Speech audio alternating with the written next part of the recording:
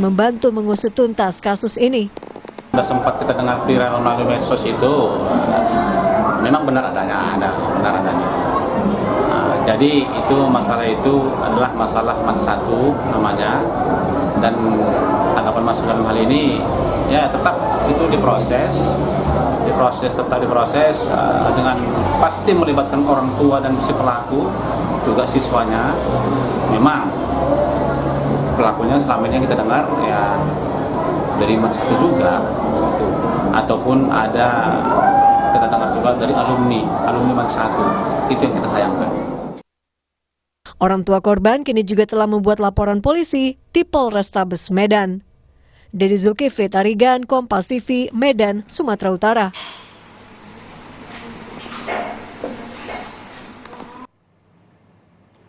Untuk mengetahui informasi selengkapnya terkait kasus perundungan terhadap seorang remaja karena menolak menjadi anggota geng motor di Medan, Sumatera Utara, kita langsung bergabung dengan jurnalis Kompas TV, ada Dedi Tarigan. Dedi, selamat pagi. Sejauh ini bagaimana kondisi remaja korban pasca perundungan yang dialaminya? Ya, terima kasih Yan. Selamat pagi saudara. Korban yang merupakan siswa dari sekolah menengah atas yang ada di Kota Medan, karena faktor menolak untuk bergabung dengan geng yang ada di sekolah tersebut, terpaksa harus mendapat perlakuan yang cukup sangat sadis, di mana korban mendapat tuntutan besi panas di tangannya, kemudian perlakuan yang tidak sewajarnya, hingga korban juga mengalami tekanan juga. Selain itu juga korban juga mendapat tekanan dari kelompok tersebut karena tidak mau bergabung dengan geng yang ada di sekolah mereka yang dipimpin oleh alumni dari sekolah tersebut. Selain mendapat penyiksaan secara fisik, korban juga mendapat ancaman jika tidak bergabung juga akan dibunuh oleh kelompok geng tersebut. Ian. Jadi, apakah pihak polisian sudah memberikan tanggapan terkait dengan pelaporan kasus ini dan juga bagaimana nanti penanganan kasus hukum ini, mengingat korban dan juga pelaku ini masih dalam lingkup di bawah umur begitu? Ya, baik ya.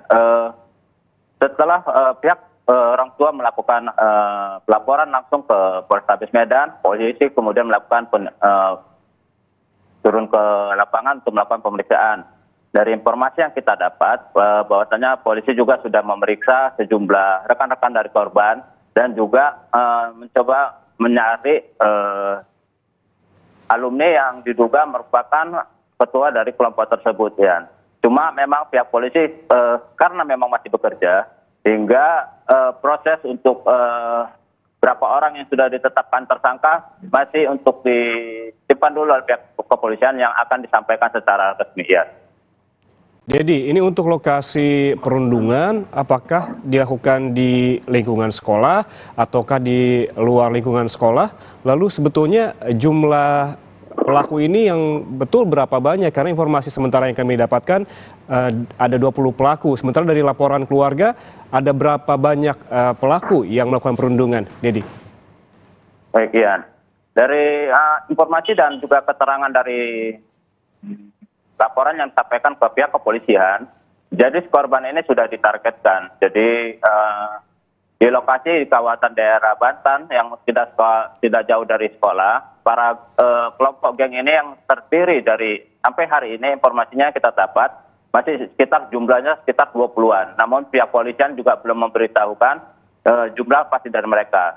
Jadi di luar sekolah kelompok ini kemudian menunggu, kemudian membawa dan menjemput korban untuk dibawa suatu tempat semacam warung di kawasan tidak jauh dari sekolah mereka, yang pastinya di luar sekolah.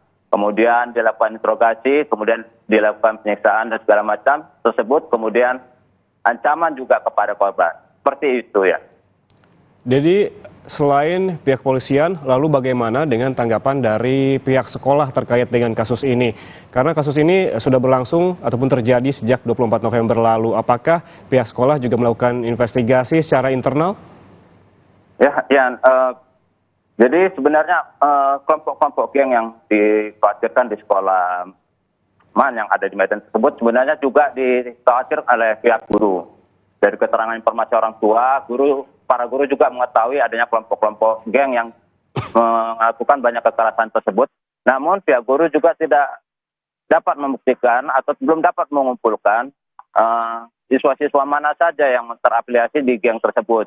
Namun pihak kepala sekolah juga sudah meminta bantuan kepada pihak polisi bahwasanya kasus ini harus diselesaikan juga secara hukum, mungkin dengan hukum yang ada, mengingat juga korban dan pelaku merupakan anak-anak.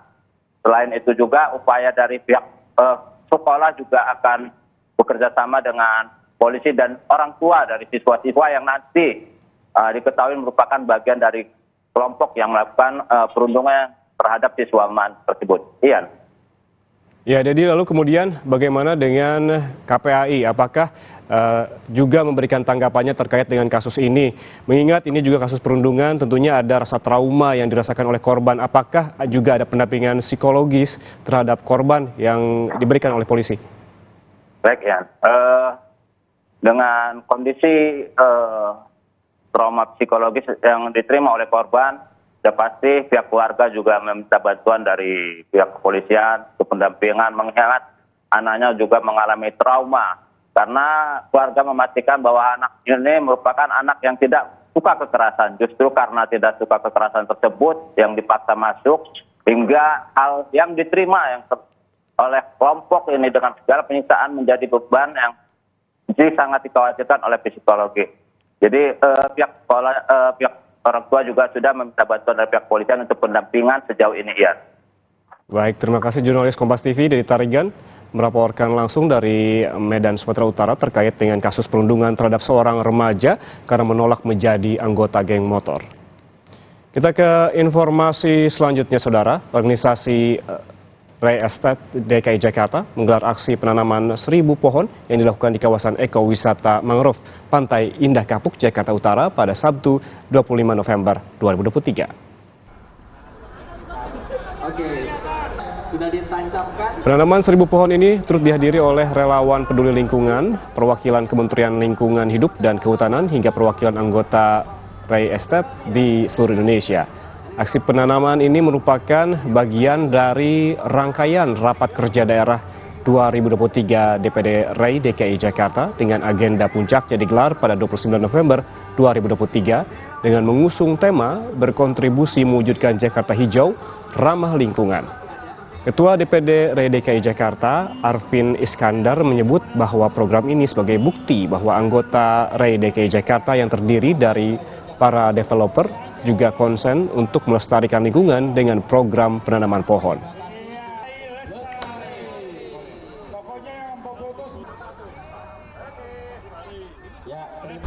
Kami melakukan program penanaman 1000 mangrove di kawasan ekowisata mangrove Pantai Indah Kapuk yang juga merupakan anggota Ray DKI Jakarta juga. Tepuk tangan.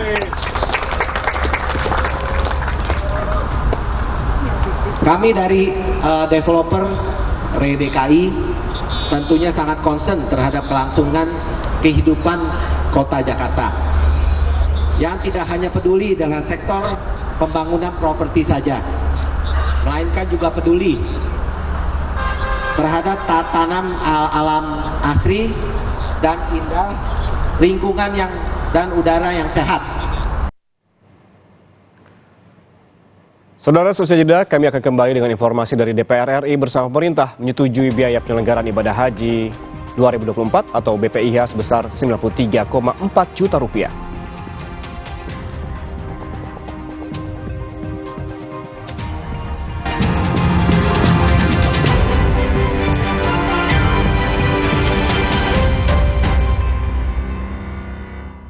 Di kuis warna-warni surat suara, sebuah kuis yang akan menguji wawasan tentang arti atau maksud dari warna-warna yang tercetak pada lembar surat suara yang akan kita coblos pada pemilu 2024. Apakah kalian bisa mengidentifikasi perbedaan warna pada setiap surat suara? Merah? Benar, surat suara untuk pemilihan DPD RI. Kuning? Surat suara untuk pemilihan DPR RI. Hijau untuk apa ya?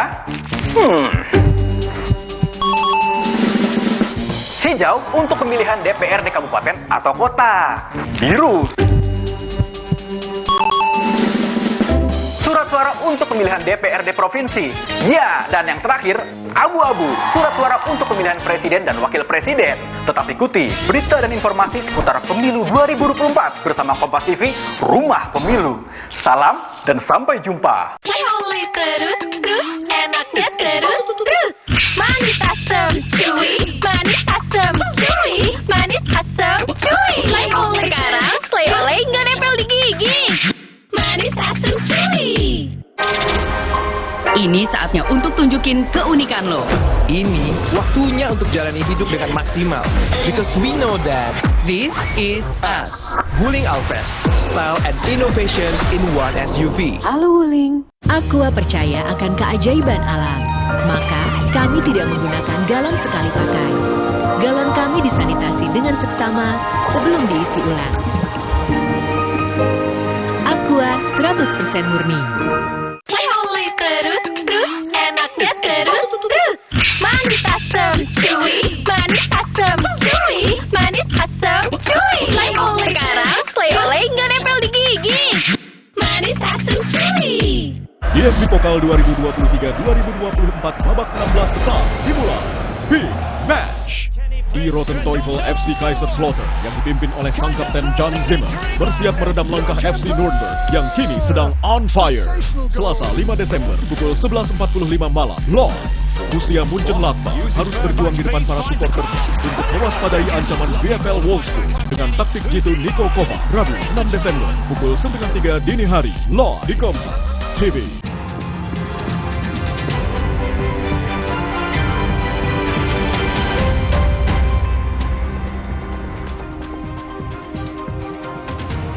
Saudara, DPR RI bersama pemerintah menyetujui biaya penyelenggara ibadah haji 2024 atau BPIH sebesar 93,4 juta rupiah. Hal ini disampaikan langsung dalam paparan Menteri Agama Yakut Holil Kaumas dalam rapat penetapan BPIH bersama Komisi 8 DPR RI. Terima kasih atas penjelasan Bapak Menteri Agama Republik Indonesia. Dalam keterangannya, Menteri Agama menyebut biaya yang dibayarkan calon jemaah merupakan biaya perjalanan ibadah haji atau BPIH yang juga telah disetujui rapat panitia kerja Komisi 8 DPR bersama pemerintah. Sementara biaya yang harus dibayarkan calon jemaah haji nantinya sebesar Rp56.047.000. Dilaksanakan di dalam forum rapat kerja Komisi 8.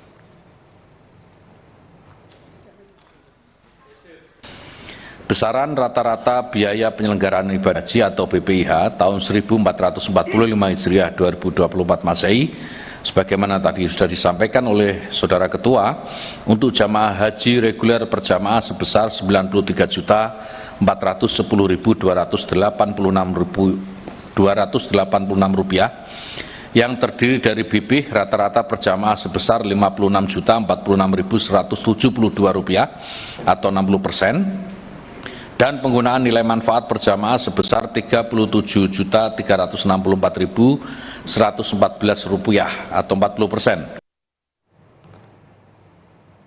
Nah, yang berikut ini ada informasi terkait dengan kopi Sangrai Robusta di Ule Kareng, Banda Aceh. Ada pengusaha sangrai kopi tradisional yang masih bertahan dengan menggunakan kayu bakar. Penasaran seperti apa pembuatan kopi Robusta tradisional Aceh? Berikut informasi lengkapnya untuk Anda. Rida, pemuda asal Ule Kareng, Banda Aceh yang telah mewarisi kemampuan mengolah biji kopi Robusta dari ayahnya. Bersama dua orang rekan kerjanya, saban hari melakukan proses sangrai kopi dengan cara yang manual tanpa menggunakan mesin. Biasanya biji kopi yang dia sangrai berasal dari dataran tinggi Gayo serta Aceh Jaya. Tak butuh waktu lama bagi Rida untuk sangrai kopi ini, 150 kg setiap hari mampu dia produksi. Rida hanya memastikan api agar biji kopi tidak gosong. Tungku perapian ini dihidupkan dengan cara manual menggunakan kayu bakar, sehingga cita rasa dan aroma dari kopi itu lebih alami.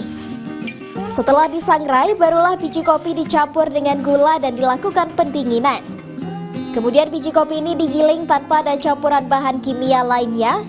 Untuk proses penggilingan, bubuk kopi juga memiliki tingkat kualitas mulai dari medium hingga premium.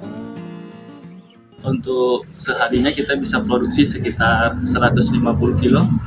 Penjualan itu bisa sekitar 100 kilo sampai 150 kilo per hari. Untuk proses pembuatannya sendiri dia ada beberapa tahap. Yang pertama itu penyortiran biji kopinya. Kita coba sortir biji kopi-kopi bagus. Untuk setelahnya baru proses masuk ke penyangraian kopi. Kalau orang ini dibilangnya roasting kopi. Dalam sehari, Rida mampu memproduksi hingga 150 kg bubuk kopi. Hampir separuh warung kopi yang ada di Banda Aceh memesan bubuk kopi di sini. Namun tak jarang pesanan juga datang dari luar Aceh. Untuk 1 kg bubuk kopi dijual mulai dari Rp40.000 hingga Rp100.000 tergantung kualitas bubuk yang dipesan.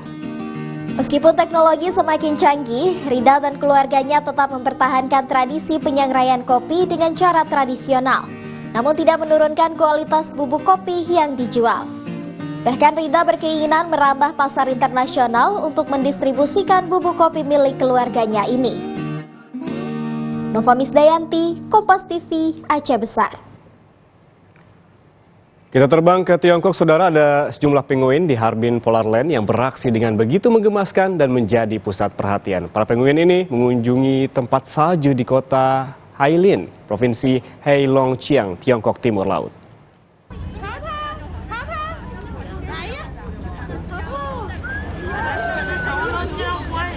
Dengan ransel kecil di punggung, para penguin berjalan terhuyung-huyung seolah sedang menuju sekolah. Hewan semi akuatik ini melenggang bak model yang menjadi perhatian para pengunjung. Aksi menggemaskan ini langsung diabadikan para wisatawan. Sejak dibukanya Harbin Ice and Snow World, tunjukkan penguin menjadi yang paling dinanti oleh wisatawan.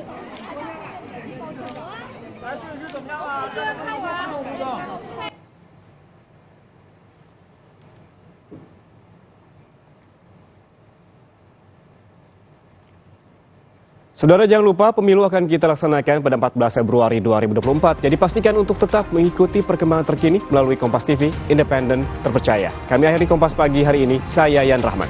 Saya Claudia Carla mewakili seluruh rekan yang bertugas, pamit undur diri, terima kasih dan sampai jumpa.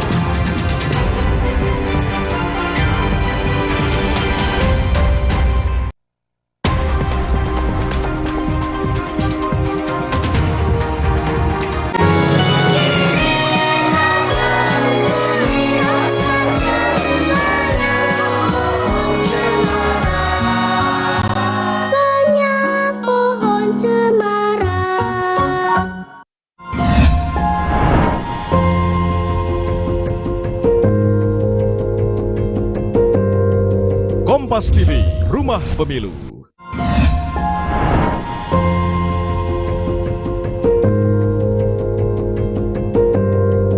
Kompas TV, Rumah Pemilu. Sebuah mobil pengangkut gas meledak di Jalan Raya Nasional Sukabumi Bogor. 2 orang tewas dan 8 lainnya terluka.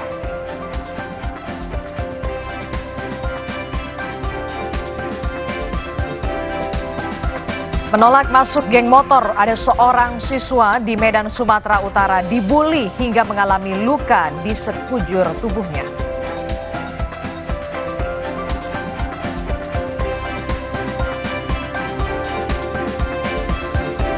Nasib Ibu Kota Nusantara atau IKN jadi salah satu isu yang diperdebatkan jelang Pilpres 2024. Bahkan salah satu partai pengusung pasangan Anies Muhaimin terang-terangan menolak pemindahan ibu kota. Lalu apa saja sebenarnya gagasan 3 pasangan calon terkait pemindahan ibu kota negara? Kami akan bahas soal ini di segmen Dialog Sapa Indonesia pagi hari ini.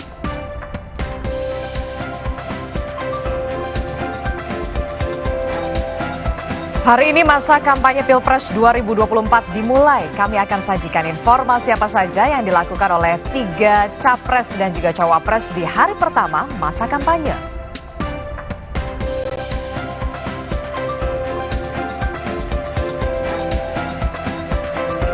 Dua pekan lagi pemerintah akan segera mengumumkan nominal penambahan 10% saham pemerintah di Freeport Indonesia. Pemerintah memastikan nominalnya tidak akan besar.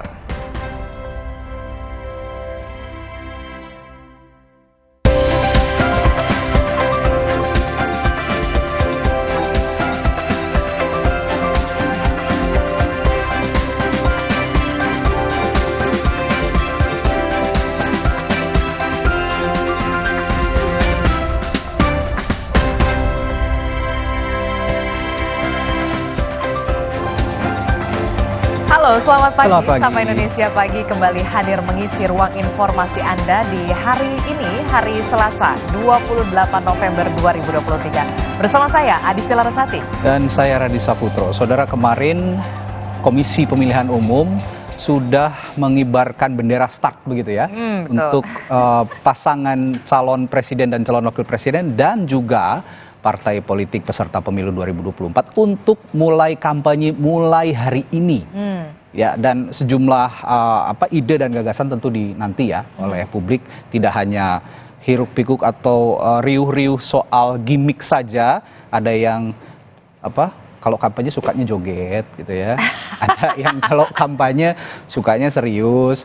Ada juga yang beberapa kali menyinggung atau mengkritik pemerintah. Tapi ide dan gagasan sebetulnya yang dinanti oleh publik supaya kita bisa terang benderang memilih siapa calon pemimpin kita di Pilpres 2024. Nggak apa-apa mau joget, mau nyindir, mau adu gagasan. Yang penting tetap mematuhi aturannya. Ya. Karena kalau kita lihat di halaman muka di Harian Kompas hari ini, kampanye ini dimulai awasi bersama pemilu. Kita tahu masa kampanye pemilu 2024 ini resmi dimulai pada hari ini, Selasa 28 November 2023 hingga 10 Februari 2024. Ya. Itu artinya masa kampanye ada 75 hari. Dan tentu saja publik diajak untuk bersama-sama kemudian menjaga demokrasi dengan mengawasi potensi kecurangan pemilu. Nah, kecurangan.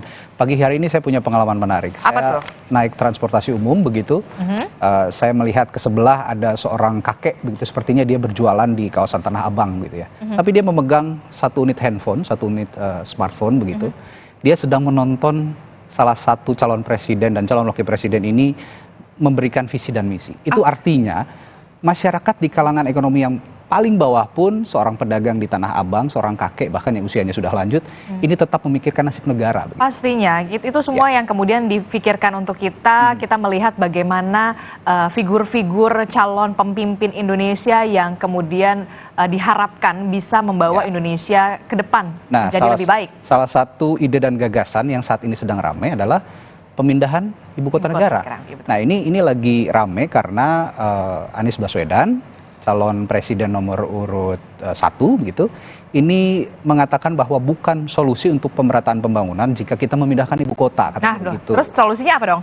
Nah, kalau kata versinya Pak Anies Baswedan, itu ya kita jadikan kota-kota yang menengah menjadi kota besar, kota yang kecil menjadi kota menengah. Itu namanya pemerataan. Jadi bukan semata-mata hanya memindahkan ibu kota negara. Nah, ini juga diamini begitu oleh salah satu partai pengusungnya PKS, karena Jakarta menurut PKS tetap layak jadi ibu kota negara. Tapi ini ditentang oleh capres-cawapres lainnya dari kubu Ganjar Mahfud maupun juga Prabowo Gibran. Katanya pemindahan ibu kota negara itu sudah termaktub dalam undang-undang dan harus dijalankan oleh siapapun pemimpinnya. Pemimpin selanjutnya ya. Nanti di 2024. Nah, kalau sudah begitu bagaimana kira-kira ya? Ya itulah kemudian yang menjadi PR kita bersama untuk kemudian menentukan pilihan pemimpin kita yang nantinya berkualitas seperti apa dan tentu saja untuk membuat Indonesia yang lebih baik. Tapi sebelum sampai ke situ, saudara, kita ke informasi pertama dulu di Sapa Indonesia Pagi. Ada sebuah tabung gas 3 kg yang meledak dan merusak kios di Pasar Cisarua, Bogor, Jawa Barat. Seorang pengendara yang sedang melintas terjatuh dan mengalami luka ringan.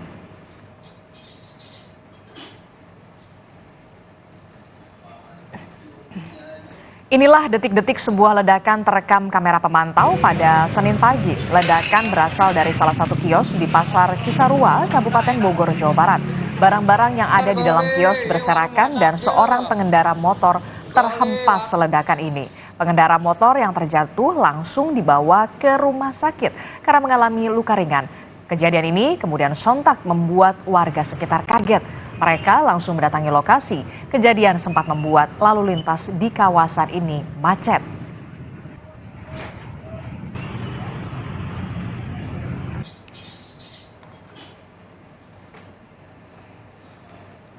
Rekam peristiwa lainnya kami lanjutkan dengan informasi sebuah mobil pengangkut gas CNG yang meledak di Jalan Raya Nasional Sukabumi, Bogor. Dari 21 tabung tiba-tiba meledak yang mengakibatkan 2 orang tewas dan 8 korban dievakuasi ke rumah sakit.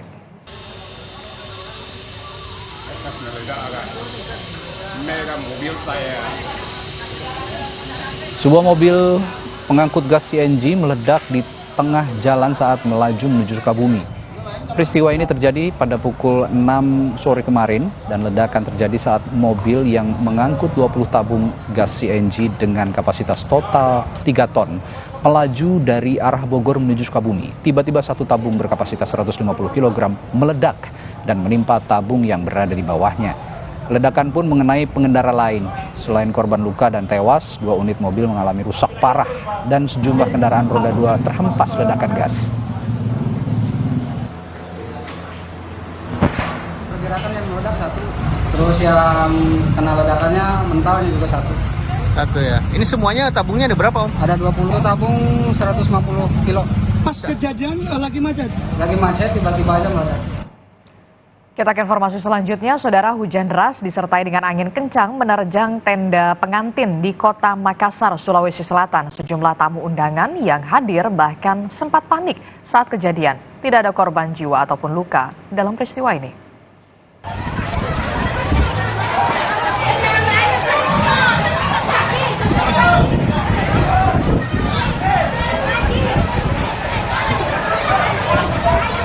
Inilah detik-detik saat tenda resepsi pernikahan yang berada di kawasan Sudiang, Kecamatan Biringkanaya, Makassar, diterjang hujan disertai dengan angin kencang.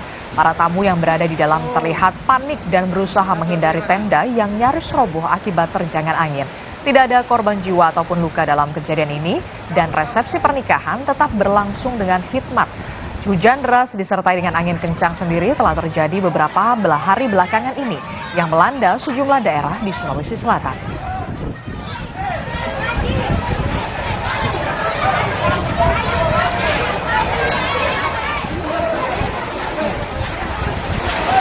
Sorotan lainnya, saudara, pasangan suami istri di Bogor, Jawa Barat tewas akibat tertimbun longsoran tebing di samping rumahnya sendiri. Longsor dipicu tingginya intensitas hujan yang mengguyur wilayah itu. Di grup desa tolong bantu ya, ini ada yang longsor RT 1. Akibat longsornya tebing di samping rumah pasangan suami istri asal Desa Petir, Kecamatan Dramaga, Kabupaten Bogor tewas tertimbun. Senin siang, kedua jasad korban langsung dimakamkan. Total ada 4 titik longsor yang menimpa 3 rumah. Masih tingginya intensitas hujan membuat warga yang tinggal dekat tebing harus waspada.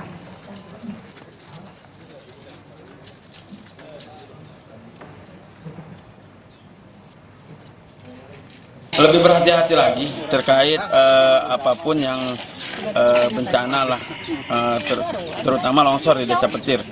Makanya untuk di pinggir-pinggir tebingan diwaspadai, mendingan nggak usah ditinggalin. Seorang ibu muda terpaksa melahirkan di jalan karena tak ada kendaraan dan buruknya kondisi jalan di Kecamatan Koto Balingka, Kabupaten Pasaman Barat, Sumatera Barat. Keterbatasan sarana transportasi dan buruknya kondisi jalan membuat Reni, seorang ibu muda, terpaksa melahirkan di jalan saat ditandu menuju puskesmas. Reni, saudara, sempat ditandu sejauh 3 km. Namun sebelum tiba di puskesmas, Reni terpaksa melahirkan bayinya. Kepala Dinas Kesehatan Kabupaten Pasaman Barat memastikan ibu dan bayi dalam kondisi sehat. Karena saat ditandu, rombongan juga didampingi oleh bidan desa. Dan dulu begitu membawa alat-alat lengkap, dia sudah mempersiapkan alat-alat kalau terjadi sesuatu di jalan. Ternyata memang betul di jalan terjadi melahirkan dan alhamdulillah sampai saat ini ibu dan bayinya selamat sehat. Informasi lainnya, Panglima TNI Jenderal Agus Subianto berduka atas gugurnya 4 prajurit Kostrad akibat ditembak kelompok kriminal bersenjata KKB di distrik Paro, Nduga, Papua Pegunungan. Panglima TNI Jenderal Agus Subianto menyatakan pendekatan smart power dilakukan dengan mengombinasikan kekuatan prajurit dengan pendekatan humanis. Pendekatan smart power akan mengedepankan intelijen dan teritorial. Tujuannya untuk meningkatkan kesejahteraan masyarakat di sana. Ya itu pendekatan smart power kan tadi ya. Mengedepankan smart power Pak ya. Intelijen dengan kita maksimalkan operasi teritorial di sana. Tujuannya untuk meningkatkan kesejahteraan masyarakat.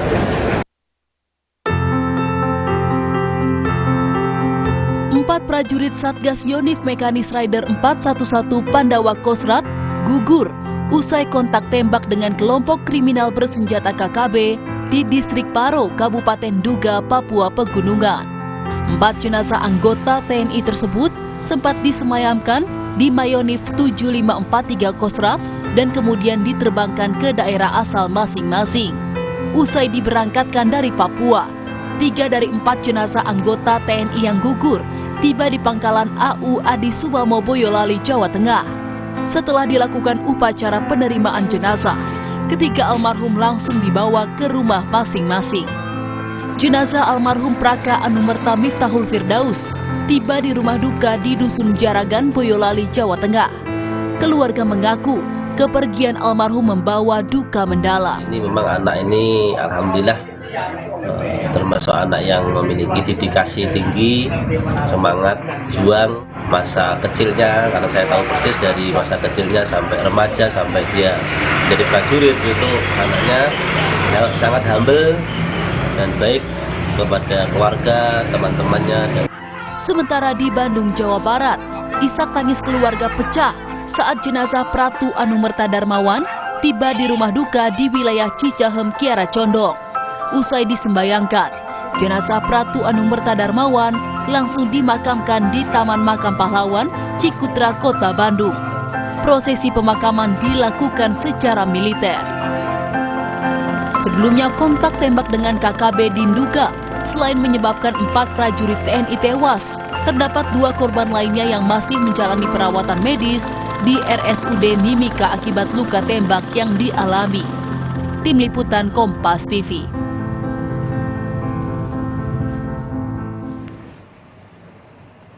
Saudara, menolak masuk ke dalam geng motor, ada seorang siswa di Medan, Sumatera Utara dibuli hingga mengalami luka di sekujur tubuhnya. Informasinya akan hadir usai jeda di Sapa Indonesia Pagi.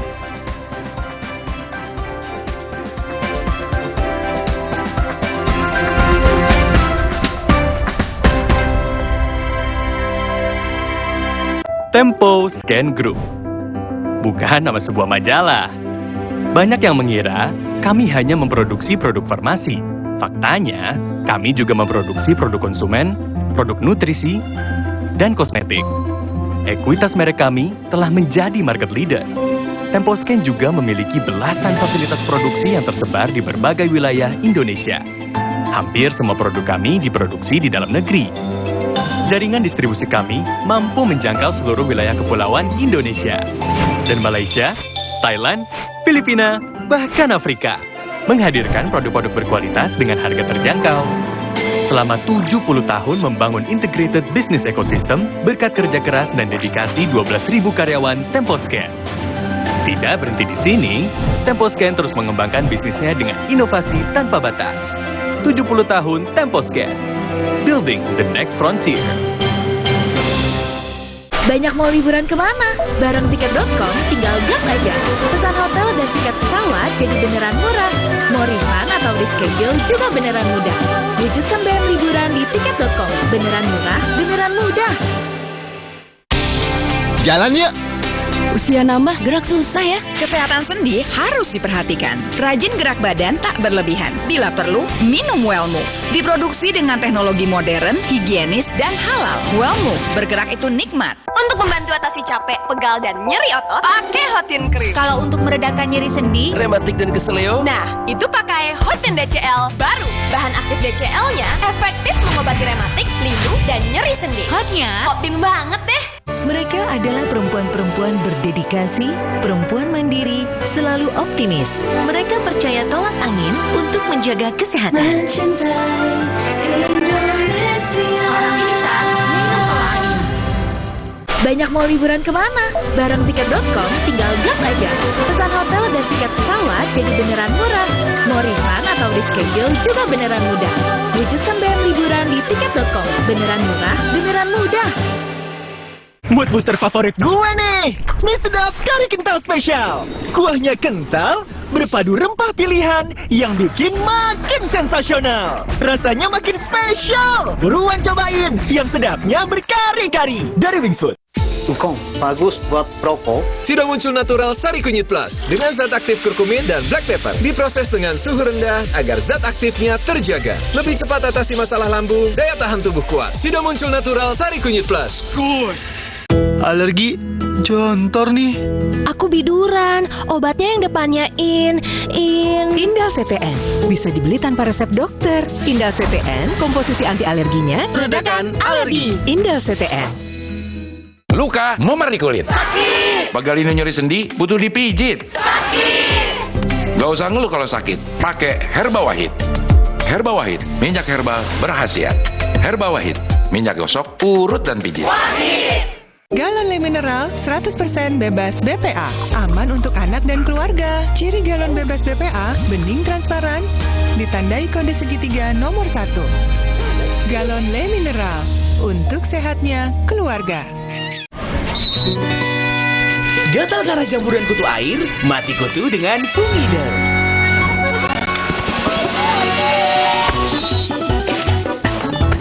Fungider, aktif basmi jamur. Produksi Konimax. Banyak mau liburan kemana? Bareng Tiket.com tinggal gas aja. Pesan hotel dan tiket pesawat jadi beneran murah. Mau refund atau reschedule juga beneran mudah. Wujudkan BM liburan di Tiket.com. Beneran murah, beneran mudah.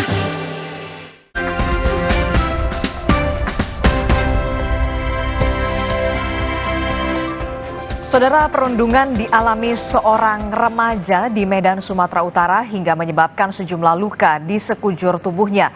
Menurut pihak sekolah, tindakan itu dilakukan oleh teman korban beserta dengan alumni.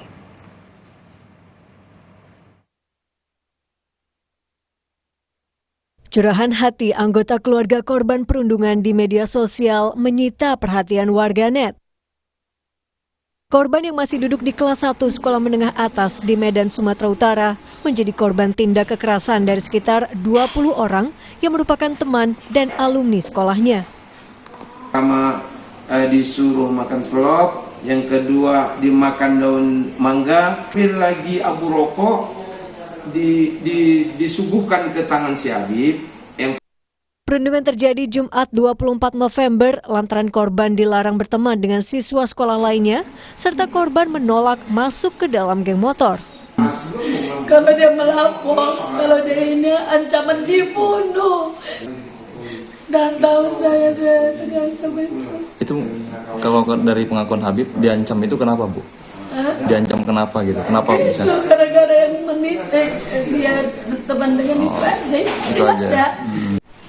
Menanggapi kasus perundungan yang menimpa siswanya, Wakil Kepala Sekolah sekaligus Humas Madrasah Aliyah yang terkait akan membantu mengusut tuntas kasus ini. Sudah sempat kita dengar viral melalui medsos itu, memang benar adanya. Jadi itu masalah itu adalah masalah mansatu namanya, dan tanggapan Mas dalam hal ini ya tetap itu diproses dengan pasti melibatkan orang tua dan si pelaku, juga siswanya. Memang pelakunya selama ini yang kita dengar ya dari MAN 1 juga, ataupun ada kita dengar juga dari alumni MAN 1. Itu yang kita sayangkan. Orang tua korban kini juga telah membuat laporan polisi di Polrestabes Medan.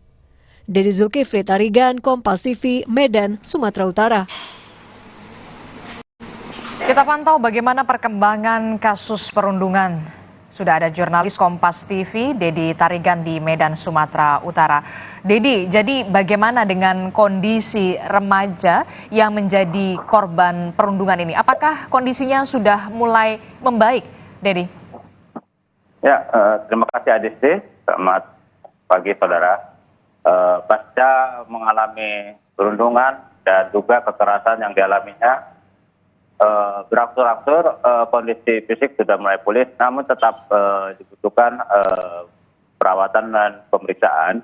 Salah satunya adalah bagian tangan yang disudut oleh besi yang membentuk inisial grup mereka, grup yang melakukan tersebut. Kemudian juga hal-hal lainnya terkait fisik. Namun, di samping mendapat kekerasan secara fisik juga, korban juga mendapat ancaman hanya karena permasalahan korban berteman dengan sejumlah siswa yang merupakan lawan dari kelompok yang ada di sekolah mereka. Jadi sampai saat ini korban masih mengalami trauma dan masih dalam pendampingannya orang tua. Adisti. Oke, itu artinya sampai saat ini kondisi korban tidak hanya mengalami kekerasan fisik, tapi juga kemudian mendapatkan ancaman dan juga masih trauma. Lalu bagaimana sikap dari pihak sekolah dan juga dinas pendidikan? Apakah sudah ada tindak lanjut soal ini, Dedi? Ya, Adisti, setelah adanya laporan seperti ini, pihak sekolah juga turut bekerja sama dengan pihak kepolisian untuk melakukan pengusutan siapa-siapa aja sih rekan-rekannya maupun juga beberapa alumni yang diduga bagian dari kelompok yang ada melakukan penyiksaan tersebut. Pihak sekolah juga sudah datangin keluarga untuk menjenguk juga korban dan meminta juga karena dari sekolah tersebut juga merasa juga khawatir dengan kelompok geng kekerasan yang ada di sekolah mereka, namun mereka tidak memiliki bukti dan berharap pihak kepolisian dapat menyelesaikan permasalahan yang ada di sekolah tersebut hingga tidak terulang lagi hal-hal tersebut, Adisti. Oke, ini berarti melibatkan siswa sekolah, kemudian juga alumni dari sekolah tersebut. Nah, untuk pelakunya apakah sudah kemudian diproses karena ini menyangkut di bawah umur begitu? Bagaimana proses hukumnya? Ya, Adisti, mengingat para pelaku hampir sebagian besar rekan yang ada di sekolah tersebut, juga mungkin ada sebagian juga dari satu kelas korban. Namun hal ini juga dipimpin oleh alumni yang sudah berkuliah dan pihak kepolisian juga cukup berhati-hati melakukan pendekatan dan bahkan pemeriksaan terhadap diduga para pelaku pun tidak dilakukan secara serampangan mengingat beberapa korban juga masih anak-anak. Namun juga polisi mengejar kalau memang yang merupakan alumni tersebut yang sudah melewati batas umur untuk mempertanggungjawabkan hal tersebut. Dari informasi yang kita dapat, memang pihak kepolisian sudah memeriksa beberapa orang dari rekan korban. Adisti. Oke, tentu kita harapkan ada keseriusan dan juga perhatian khusus dari Polda Sumatera Utara untuk menangani kasus ini karena supaya bisa dikatakan perundungan semacam ini tidak terjadi lagi. Terima kasih informasinya jurnalis Kompas TV Dedi Tarigan melaporkan langsung dari Medan, Sumatera Utara.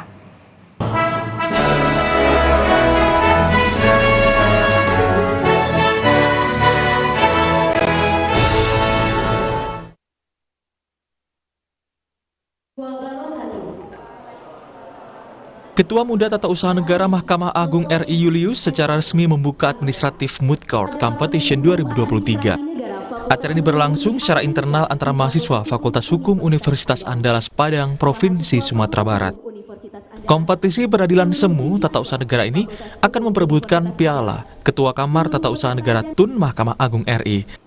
Kompetisi ini merupakan satu bentuk peran serta Mahkamah Agung RI membantu melahirkan lulusan yang siap terjun ke dunia kerja, baik sebagai hakim, pengacara, maupun penuntut umum. Selain membuka administratif Moot Court Competition 2023, Julius juga menyempatkan diri memberikan kuliah umum kepada ratusan mahasiswa Fakultas Hukum Universitas Andalas. Penguatan peradilan tata usaha negara diperlukan demi mewujudkan keadilan dan perlindungan hukum bagi masyarakat. Mahasiswa diberi pemahaman akan pentingnya untuk melakukan penguatan peraturan, baik itu dalam substansi hukum, teknis yudisial hakim, serta integritas dan kepemimpinan.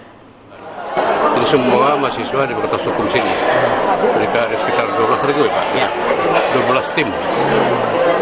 Ini untuk mendidik mereka untuk bukan hanya memahami teori hukum, tapi bagaimana menerapkan itu dalam praktek. Karena hukum-hukum yang sifatnya umum itu, abstrak itu harus dirubah untuknya menjadi konkret, individual di dalam perkara. Bagaimana mereka melatih diri dari sekarang sehingga kalau ada yang mungkin nanti mau jadi hakim, jadi pengacara, atau jadi apapun penegak hukum, mereka sudah terbiasa. Karena Fakultas Hukum Universitas Andalas menginginkan alumni-nya ini siap pakai, ya, bukan hanya bawa ijazah, tapi memang langsung bisa kerja lah. Nantinya kompetisi peradilan semu ini akan diikuti oleh 12 tim mahasiswa Fakultas Hukum Universitas Andalas. Kompetisi ini menyidangkan beragam perkara yang berbeda. Setiap individu yang berperan sebagai hakim, pengacara, maupun penuntut umum akan dinilai oleh juri yang merupakan hakim. Oh ya, jadi kasusnya kemudian berbeda-beda. Tapi mereka kemudian akan dilihat tidak soal materinya, tapi adalah soal bagaimana mereka melaksanakan hukum acara tata usaha negara yang kemudian akan memperlihatkan posisi-posisi mereka di dalam peradilan tata usaha negara. Dengan adanya kompetisi seperti ini, Merdeka Belajar dan Kampus Merdeka dalam pendidikan hukum dapat langsung dirasakan oleh para mahasiswa. Sehingga kedepannya mereka diharapkan dapat menjadi lulusan yang siap menjalani profesi sebagai penegak hukum. Rio Johannes, Kompas TV Padang, Sumatera Barat.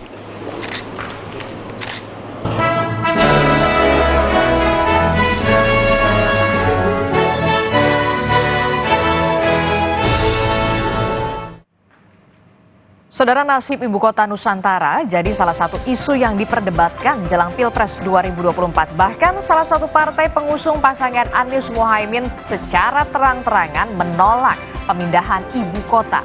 Lalu apa saja sebenarnya gagasan tiga paslon terkait dengan pemindahan ibu kota negara? Kami akan bahas soal ini di segmen Dialog Sapa Indonesia Pagi bersama rekan saya, Radi Saputro.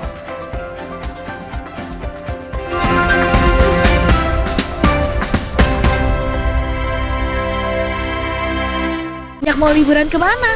Bareng Tiket.com tinggal gas aja. Pesan hotel dan tiket pesawat jadi beneran murah. Mau refund atau reschedule juga beneran mudah. Wujudkan BM liburan di Tiket.com. Beneran murah, beneran mudah. Wow, kirain kok taunya Fresh Care Smash yang lagi viral. Fresh Care Smash 4-in-1. Tren baru, double inhalernya unik, nonjok segernya. Bisa buat ngerok, sampai pijit. Keren dan stylish. Fresh Care Smash, ekspresikan gayamu. Inovasi baru dari Hotin. Hotin Go. Oles, go. Roll on, go. Pijat, go. Nggak sentuh langsung, nggak bikin tangan panas.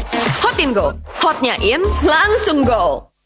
Badan letih lesu, jangan sampai sakit. Daya tahan tubuh harus kuat. Minum Adem Sari. Adem Sari banyak vitamin C. Daya tahan kuat, nggak panas dalam lagi. Adem Sari.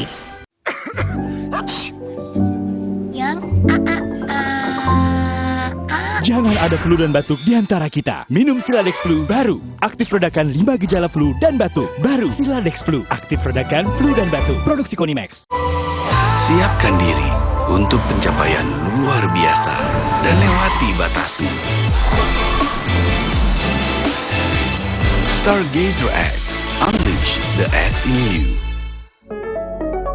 Mereka adalah perempuan-perempuan berdedikasi, perempuan mandiri, selalu optimis. Mereka percaya tolak angin untuk menjaga kesehatan. Mencintai Indonesia.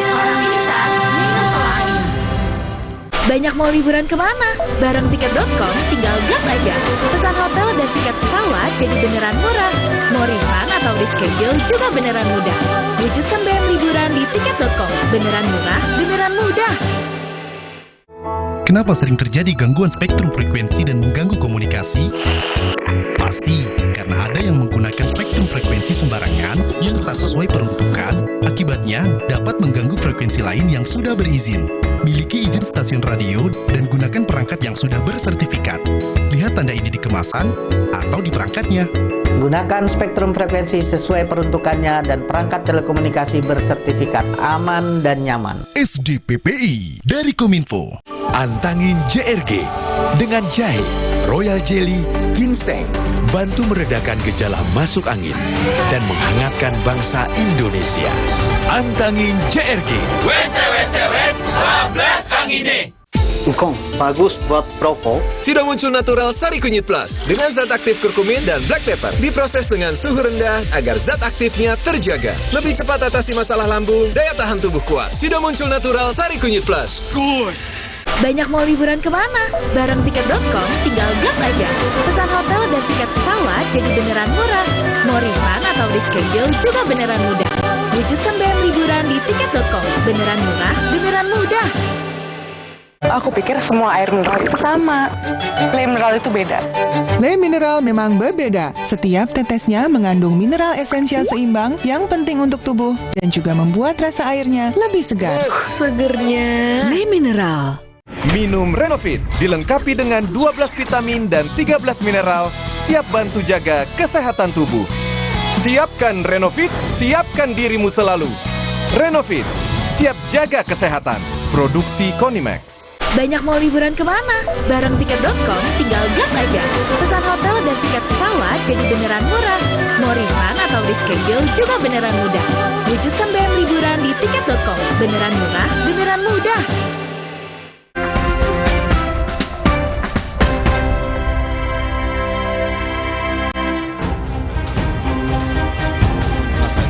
Pembangunan ibu kota negara di Kalimantan Timur terus berlanjut. Namun, ada keinginan ibu kota tetap di Jakarta, seperti disampaikan Partai Keadilan Sejahtera PKS. PKS menganggap DKI Jakarta masih layak menjadi pusat pemerintahan. Menurut Presiden PKS Ahmad Syaiqo, alasan pemindahan ibu kota soal pemerataan ekonomi tidaklah tepat. Maka kita akan menginisiasi bahwa ibu kota negara tetap di Jakarta. Lalu bagaimana dengan yang sekarang sudah dibangun di Kalimantan tetap di ibu kota Nusantara? Nah, itu akan tetap kita jadikan pusat pertumbuhan ekonomi. Ibu kota pertumbuhan ekonomi. Tentu kita dengan konsep green economy ya, karena memang di sana adalah paru-paru Indonesia dan juga diakui sebagai paru-paru dunia. Sementara itu, Capres nomor 1 yang diusung PKS, Anies Baswedan, memang tak secara tegas menanggapi partai pengusungnya. Anies menyebut pembangunan harusnya bukan hanya di satu lokasi, tapi di banyak lokasi.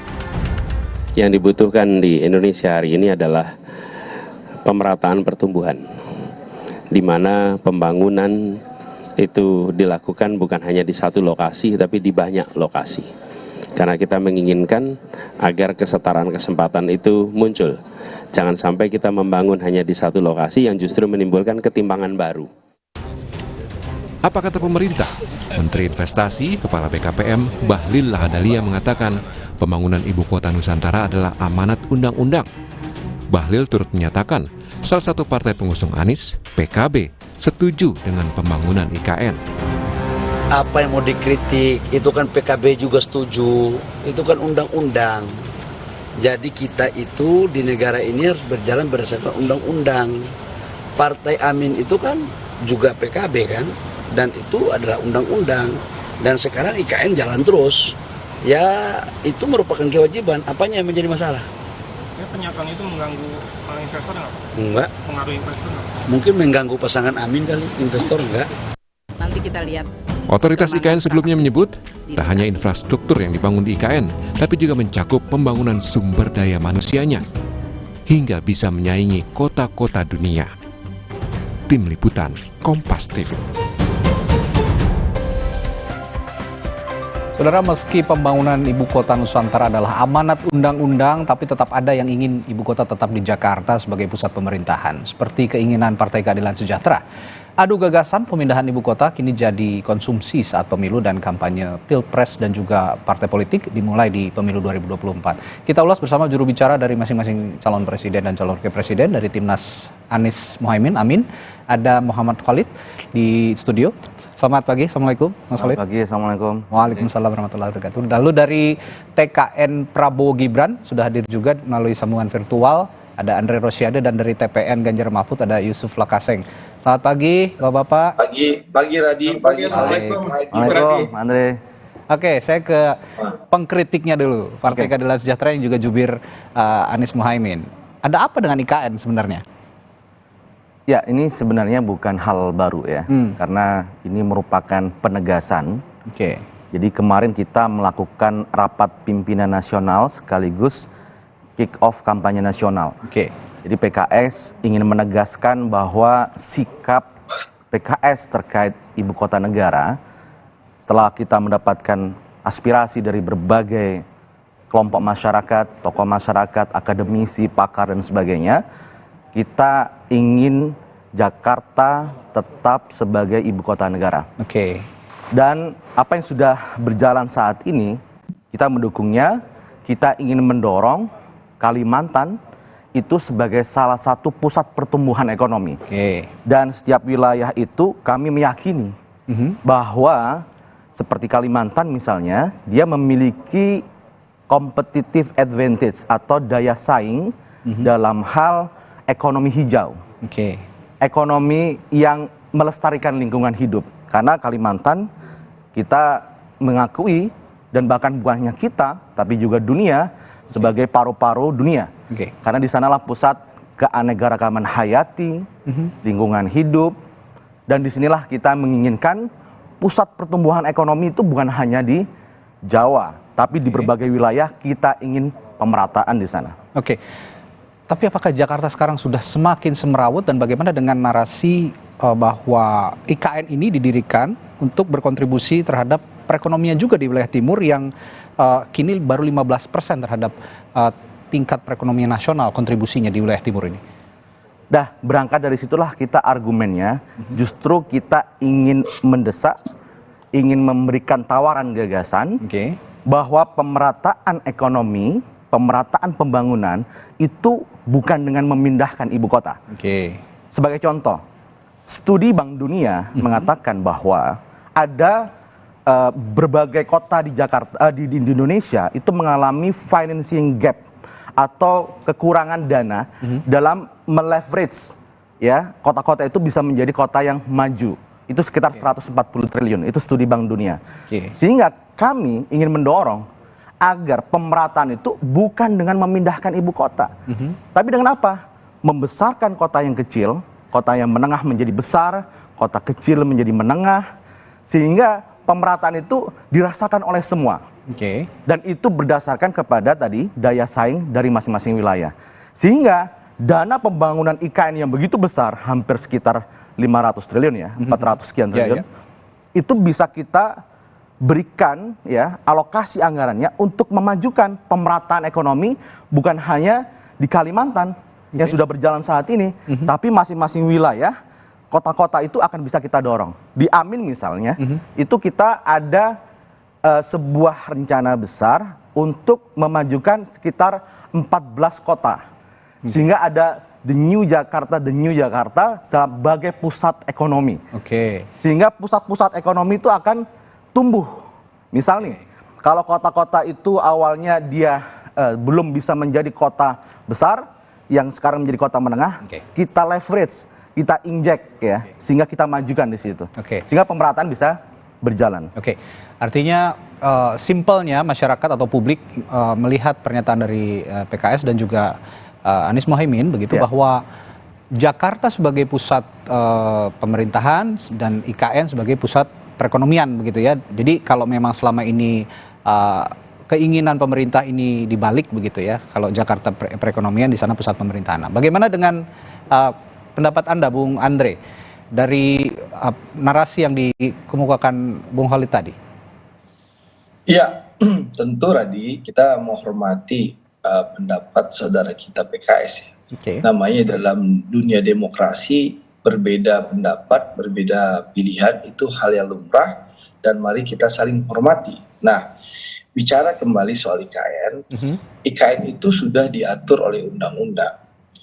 Ya, siapapun yang menjadi presiden maka melaksanakan undang-undang itu kewajiban ya. Nah, di mana undang-undang itu juga dibahas secara bersama-sama antara pemerintah dengan DPR. Jadi ini bukan produk sembarangan atau bukan produk abal-abal ya. Nah, jadi jangan sampai kalau setiap pergantian pemimpin harus mengubah kebijakan yang diatur undang-undang. Jadi ini ada dasar hukumnya yang tentu harus kita laksanakan siapapun presiden terpilih. Kecuali memang PKS nanti bisa merubah undang-undang. Ya. Yang kedua, yang ini yang perlu dipahami publik ya. Bagaimana beban Jakarta sebagai kota. Bagaimana potensi Jakarta bisa menjadi kota yang tenggelam. Kita tahu Jakarta saat ini adalah pusat pemerintahan dan juga pusat bisnis. Sudah tidak mampu menanggung beban kependudukan. Beban itulah yang harus dipindahkan sebagian. Nah, dengan jumlah penduduk yang kita lihat datanya, sekarang Jakarta itu sekitar 10 juta orang dan luas wilayah itu hanya cuma 661 km persegi. Jadi, kalau kita lihat, kepadatan penduduk Jakarta itu hampir lebih kurang 15.000 sampai 16.000 penduduk per kilometer persegi. Nah, dan ini menjadikan DKI Jakarta adalah salah satu kota terpadat di dunia. Apa dampaknya? Sebentar. Air tanah di 1 kilometer persegi terus disedot oleh sebagian besar sekitar 16.000 warga, itu akan menyebabkan ya permukaan tanah di DKI amblas 6 sampai 18 cm per tahun. Jadi tidak heran ya kalau nanti Jakarta diprediksi akan tenggelam. Nah, inilah yang harus kita bagi bebannya. Makanya dipilihlah IKN Penajam Pasar menjadi ibu kota negara kita. Jadi ada pembagian peran ya. Bagaimana nanti IKN menjadi pusat pemerintahan, DKI Jakarta menjadi pusat bisnis dan perdagangan. Nah, bicara soal dan ini menunjukkan bagaimana orientasi pemerintah tidak lagi hanya Jawa sentris terhadap pembangunan, tapi menjadi Indonesia sentris. Itu dua hal ya. Lalu yang ketiga, menanggapi Khalid soal pemerataan pembangunan. Saya rasa pemerintah Pak Jokowi sudah berkomitmen soal pemerataan pembangunan ini. Bagaimana seluruh daerah, seluruh provinsi itu mendapat kue pembangunan yang merata. Bahkan contoh, saya ini daerah Sumatera Barat. Saya sekarang ada di Sumatera Barat. Pak Jokowi ya menunjukkan keberpihakan yang begitu luar biasa. Contoh saya sendiri sebagai anggota DPR, kita lihat ada pasar yang sudah hancur sejak 2009. Saya menyampaikan kepada pemerintah, pemerintah mengelontorkan ratusan miliar, termasuk pembangunan tol di Sumatera. Bagaimana pemerintah pusat ingin terjadi percepatan pembangunan di Sumatera. Sumatera Barat pun, di mana Pak Jokowi kalah telak dengan Pak Prabowo dapat 87%, tetap dapat kue pembangunan tol. Memang disayangkan kami lebih lambat dari daerah-daerah lain. Di saat provinsi yang lain berlari cepat, tolnya tersambung dan pembangunan lancar. Nah, di kampung kami Sumatera Barat yang kebetulan 3 periode dipimpin oleh partainya Khalid begitu lamban bin lambin, sehingga anggaran triliunan yang diberikan oleh itu opini subjektif. Itu lambat. Ya, lambat bin lambin itu. Pas Khalid dari PKS. Jadi tidak ada isu pemerataan. Bahkan di NTB ya gubernurnya juga dari PKS, Bang Zulkifli Mansah, itu presiden berkomitmen melakukan percepatan pembangunan di NTB. Jadi jangan kita mispersepsi seakan-akan pembangunan IKN itu malah kita pemerintah tidak memperhatikan atau tidak melakukan pemerataan atau tidak melakukan pembangunan di daerah yang lain. Ini mispersepsi. Ini mindset yang salah. Yang ada adalah bagaimana pemerintah membagi beban DKI sebagai ibu kota negara dan pusat bisnis itu berbagi nantinya dengan IKN. Ibu kota negara, pusat administrasi negara dipindah ke IKN, DKI tetap menjadi pusat bisnis dan pusat perdagangan.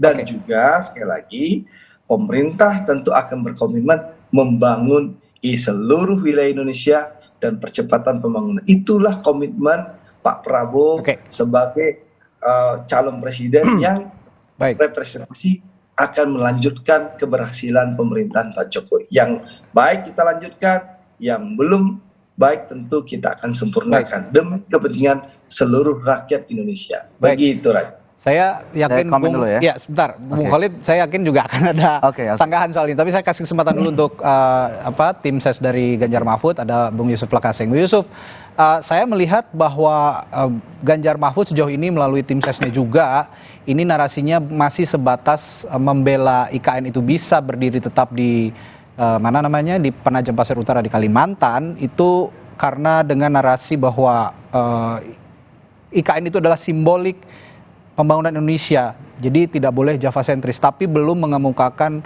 alasan-alasan konkretnya kenapa memang IKN itu harus dipertahankan, keberadaannya tetap dibangun. Nah, dari narasi yang dibangun oleh PKS dan juga Anies Muhaimin, apa yang bisa Anda kemukakan soal bagaimana IKN ini tetap harus ada karena jangan sampai ada Java sentris? Data-data apa yang bisa Anda ungkap?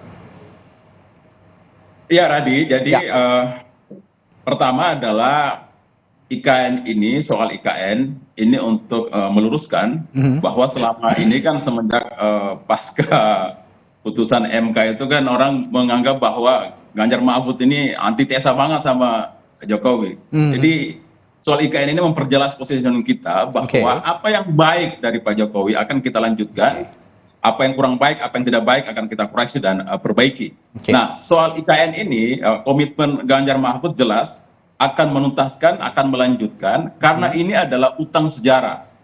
Pemindahan ibu kota itu sudah digagas sejak Presiden Soekarno. Pada tahun 1957, ketika Soekarno datang ke Palangkaraya, meresmikan Palangkaraya sebagai ibu kota Kalimantan Selatan, saat itu Soekarno sudah menggagas bahwa ibu kota akan dipindahkan ke Kalimantan. Tapi entah apa yang terjadi kemudian itu tidak jadi. Kemudian pada masuk terjadi rotasi kekuasaan ke Orde Baru, itu digagas lagi pada 1997 oleh Presiden Soeharto, keluar Kepres nomor 1 tahun 97 yang membangun Jonggol sebagai kota mandiri yang diperuntukkan untuk ibu kota atau pusat pemerintahan baru. Bahkan pada pemerintahan SBY pun sudah digagas juga pada 2013 ada skenario itu, diantaranya akan membangun ibu kota baru tidak jauh dari Jakarta 50 atau 70 km atau bahkan di luar kota Jakarta.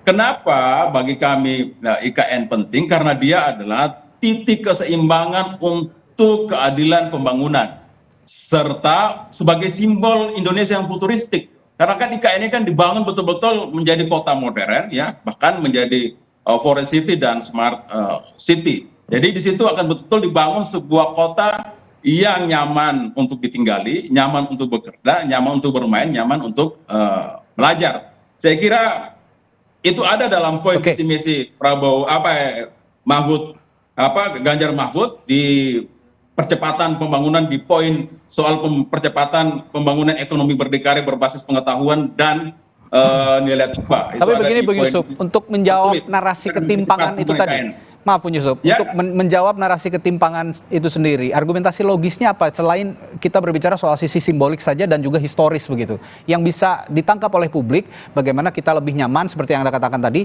tapi apa yang bisa didapat begitu kira-kira kalau misalnya IKN tetap berdiri di sana? Oh ya, jelas ketika IKN dibangun itu akan muncul pertumbuhan daerah pertumbuhan ekonomi baru, khususnya di Kalimantan, di Sulawesi dan di daerah timur lainnya. Untuk daerah Sulawesi Tengah tempat kelahiran saya saja sudah menyiapkan diri menjadi daerah penyangga ibu kota. Barusan Presiden sudah meresmikan pusat pangan nasional untuk membackup kebutuhan dari ibu kota Nusantara ketika dipindahkan semua aktivitas pemerintahan pusat ke IKN. Gitu, Radi. Baik. Saya kembali ke Bung Khalid, tadi sepertinya akan menjawab kritik juga dari Bung Andre soal bagaimana PKS sebagai pengkritik IKN juga tidak banyak membangun Sumatera Barat karena pernah memimpin Sumatera Barat dan juga Nusa Tenggara. Jawaban Anda, Bung Khalid? Nggak, itu terlalu lokalistik. Oke. Hal itu.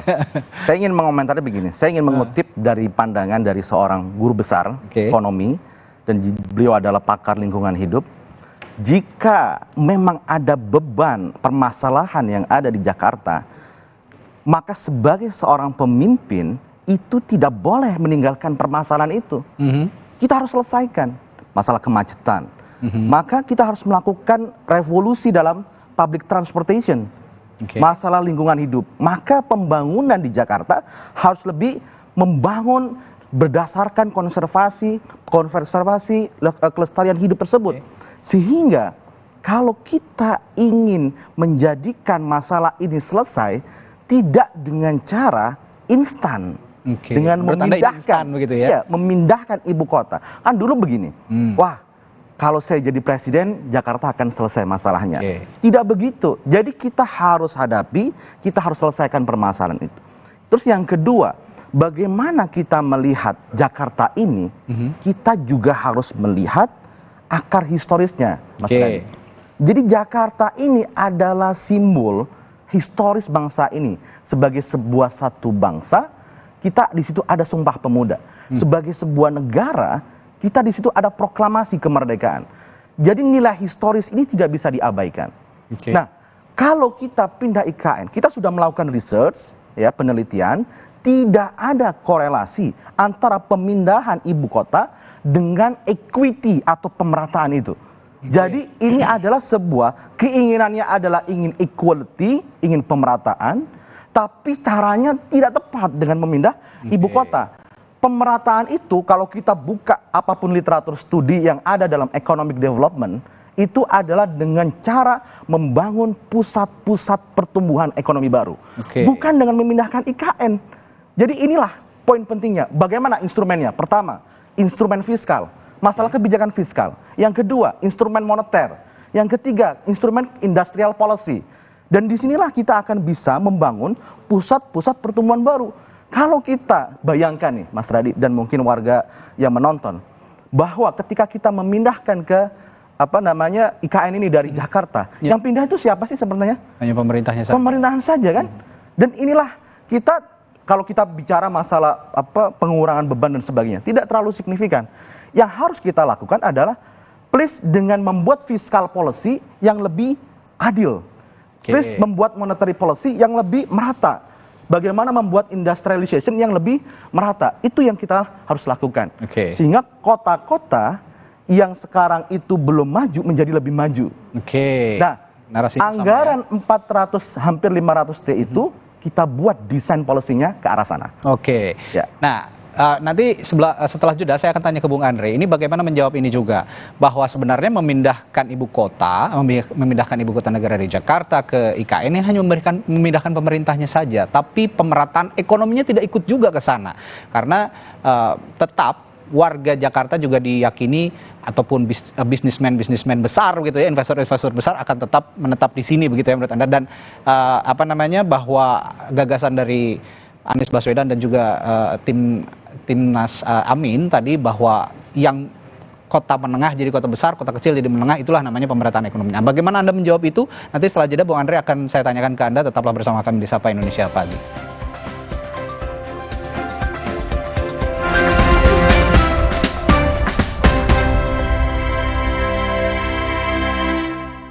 Engkong, bagus buat perokok. Sudah muncul Natural Sari Kunyit Plus dengan zat aktif kurkumin dan black pepper. Diproses dengan suhu rendah agar zat aktifnya terjaga. Lebih cepat atasi masalah lambung, daya tahan tubuh kuat. Sudah muncul Natural Sari Kunyit Plus. Good.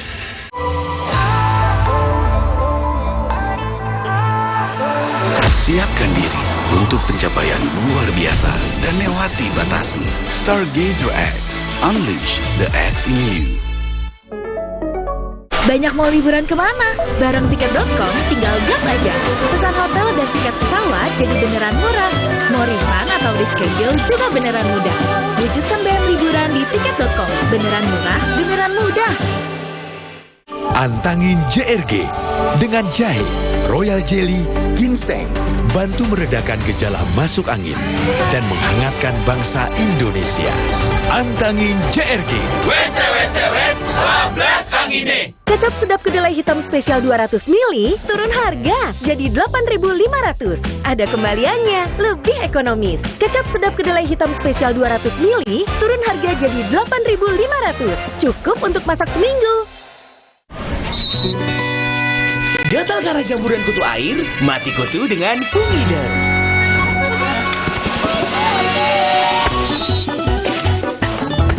Fungider, aktif basmi jamur. Produksi Konimax. Di tanganmu, botol plastik bekas bisa jadi baru lagi. Seperti tas, baju, hingga sepatu ini. Bersama Gerakan Ekonomi Sirkular Nasional Le Mineral, mari mulai kebiasaan baru memilah sampah plastik dari rumah, menyalurkan lewat aplikasi, pemulung, ataupun bank sampah. Sampah plastikmu memberi nilai tambah untukmu dan juga untuk mereka.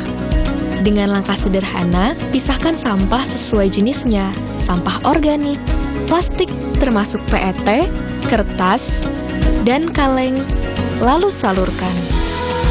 Sampah plastik yang terpilah bisa didaur ulang.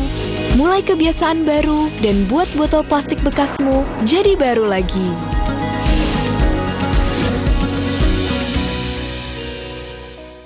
Minum Renovit, dilengkapi dengan 12 vitamin dan 13 mineral, siap bantu jaga kesehatan tubuh.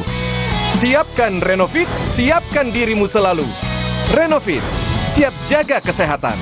Produksi Konimax. Wow, kirain po, taunya Fresh Care Smash yang lagi viral. Fresh Care Smash 4-in-1, tren baru. Double inhalernya unik, nonjok segernya. Bisa buat ngerok, sampai pijit. Keren dan stylish. Fresh Care Smash, ekspresikan gayamu.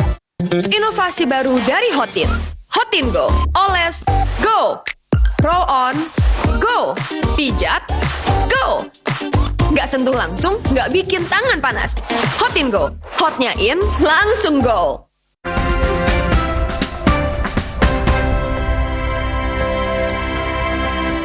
Kembali di Sapa Indonesia Pagi, kita masih bahas soal ide dan gagasan bagaimana nasib IKN ke depan setelah Pilpres 2024 yang berganti kepemimpinan dari pemerintahan Presiden Joko Widodo Ma'ruf Amin. Dan saat ini saya akan kembali bertanya kepada Bung Andre bahwa ada narasi dari Anies Baswedan sebagai capres nomor 1. Saya bacakan, Bung Andre, ketika tujuan membangun kota baru dan ibu kota baru dengan alasan pemerataan, maka itu tidak menghasilkan pemerataan baru. Mengapa? Karena itu menghasilkan kota baru yang timpang dengan daerah di sekitar. Nah, kalau menurut Pak Anies, kalau mau meratakan ekonomi Indonesia, maka bangun kota kecil menjadi menengah jadi besar di seluruh Indonesia. Bukan membangun satu kota di tengah hutan, dan ini yang justru akan menimbulkan permasalahan baru dan juga ketimpangan. Nah, argumentasi dari Anies Baswedan, jawaban Anda bagaimana, Bung Andre? Sekali lagi, pemerintah ini sudah berupaya semaksimal mungkin melakukan pemerataan di berbagai wilayah. Saya kasih contoh tadi, NTB, ya, Nusa Tenggara Barat, gubernurnya dari PKS, Bang Zulkifli Hemansyah. Ya, Pak Jokowi kalah di NTB. Tapi apa yang terjadi? Triliunan rupiah digelontorkan oleh pemerintah pusat, oleh Pak Jokowi dalam rangka percepatan pembangunan di NTB. Apa yang terjadi sekarang? Pertumbuhan ekonomi di NTB itu luar biasa. Bahkan di saat pandemi COVID, luar biasa tumbuhnya. Itu apa menunjukkan bahwa apa yang disampaikan Mas Anies itu sudah dilakukan oleh Pak Jokowi. Kadang memang kalau kita berkata-kata, berjanji memang indah.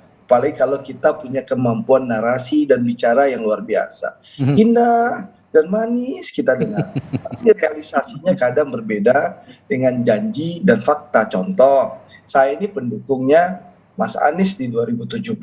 Kita tahu janji misalnya, kami akan tolak reklamasi. Tapi faktanya di zaman Mas Anies, itu jembatan PIK 2 ke PIK 3 itulah lancar jaya, dan reklamasi itu sukses luar biasa pengusaha reklamasi itu. Nah, ini contoh bahwa kadang saya jawab nanti ya. Manis, bicara dalam kampanye itu lancar dan manis, tapi bicara pemerataan sebentar sebelum Khalid masuk, pemerataan itu sudah dilakukan oleh pemerintah sekarang. Jadi ini persepsi yang berbeda, ini mindset yang berbeda. Jadi jangan seakan-akan disampaikan bahwa membangun IKN menyebabkan tidak ada pemerataan pembangunan di daerah lain. Itu persepsi yang salah. Itu narasi yang menyesatkan. Nah, satu lagi saya ingin sampaikan bahwa membangun ibu kota baru itu juga menunjukkan kita menggeser orientasi pembangunan, bahwa tidak lagi Jawa sentris tapi Indonesia sentris.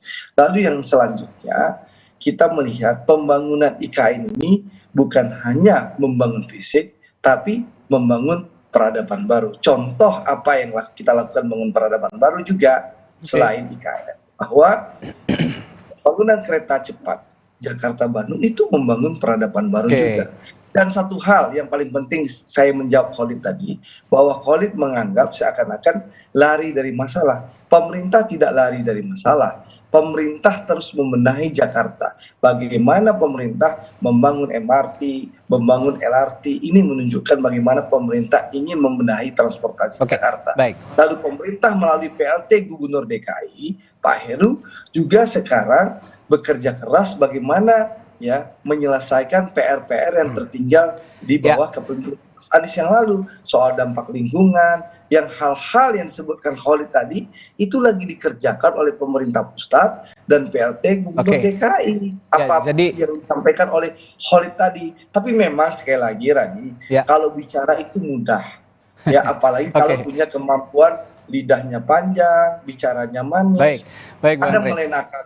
Tapi memang fakta dan eksekusi kadang beda dengan mulut manis seperti itu. Sebelum saya ke Bung Khalid, saya juga yakin akan menjawab hal ini. Saya ke Bung Yusuf dulu. Bung Yusuf, asal tidak sama begitu, saya publik bisa disajikan argumentasi yang lain bahwa apa yang jadi dasar Ganjar Mahfud nanti atau yang dijanjikan oleh Ganjar Mahfud jika IKN ini akhirnya rampung berhasil begitu dilanjutkan oleh pemerintahannya Ganjar Mahfud nanti jika terpilih? Ya tentunya yang kita komitmen ya bahwa Ganjar Mahfud akan mempercepat ibu kota ini pembangunannya, kan dalam perencanaan yang sekarang itu ada 5 tahap tuh sampai 2045.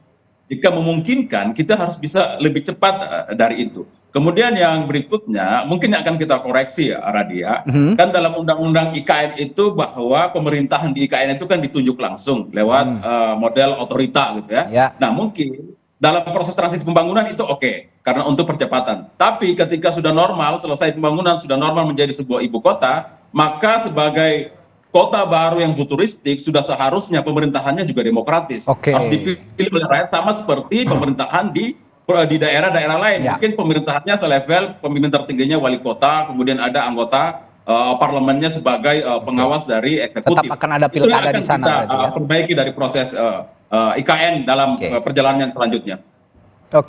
Jadi ini yang dijanjikan oleh Ganjar Mahfud, ini juga ide dan gagasan bahwa IKN meskipun saat ini nanti akan misalnya pembangunan berlanjut begitu akan dipimpin oleh kepala otorita, tapi jika sudah pembangunan sudah established gitu, tetap proses demokrasi di Ibu Kota Nusantara harus dilakukan gitu ya, akan ada pemilihan kepala daerah di sana untuk memimpin IKN. Nah, saya akan ke Bung Khalid. Bung Khalid, jadi kalau kata Bung Andre tadi tidak usah khawatir lah, Pak Jokowi ini sudah juga memberikan contoh bahwa pemerataan pembangunan itu tidak hanya semata-mata karena IKN, karena ada pembangunan di Nusa Tenggara, ada pembangunan di kereta cepat Jakarta-Bandung seperti yang diungkapkan. Jadi apa khawatirannya sebenarnya? Nggak, ini hanya masalah sebuah pilihan. Kalau dalam ilmu ekonomi itu kita namanya ada resources, ada sumber daya, mana yang paling optimal kita gunakan. Kita mau achieve pemerataan ekonomi. Apakah solusinya IKN? Tidak. Kami memandang itu bukan solusinya. Jadi apa yang dilakukan Pak Jokowi sekarang sebenarnya sudah bisa dilanjutkan begitu ya, tidak perlu memindahkan ibu kota. Tidak perlu menggunakan IKN. Dan jadi kita tadi saya sampaikan bahwa konsep kita adalah membangun pertumbuhan ekonomi baru. Dan itu yang harus kita akselerasi. Mana yang menjadi pusat ekonomi hijau, mana yang menjadi pusat pariwisata, mana yang menjadi pusat industri nikel, mana yang menjadi pusat daya saing di bidang ekonomi sumber daya alam dan sebagainya. Dan itu yang harus kita akselerasi. Dan ini konsep yang ingin kita tawarkan. Jadi jangan khawatir. Misalnya sekarang di Nusantara sudah dibangun. itu tetap kita lanjutkan, tapi konsepnya bukan sebagai ibu kota. Karena Jakarta, kita sebagai bangsa, kita sebagai negara punya nilai historis di situ.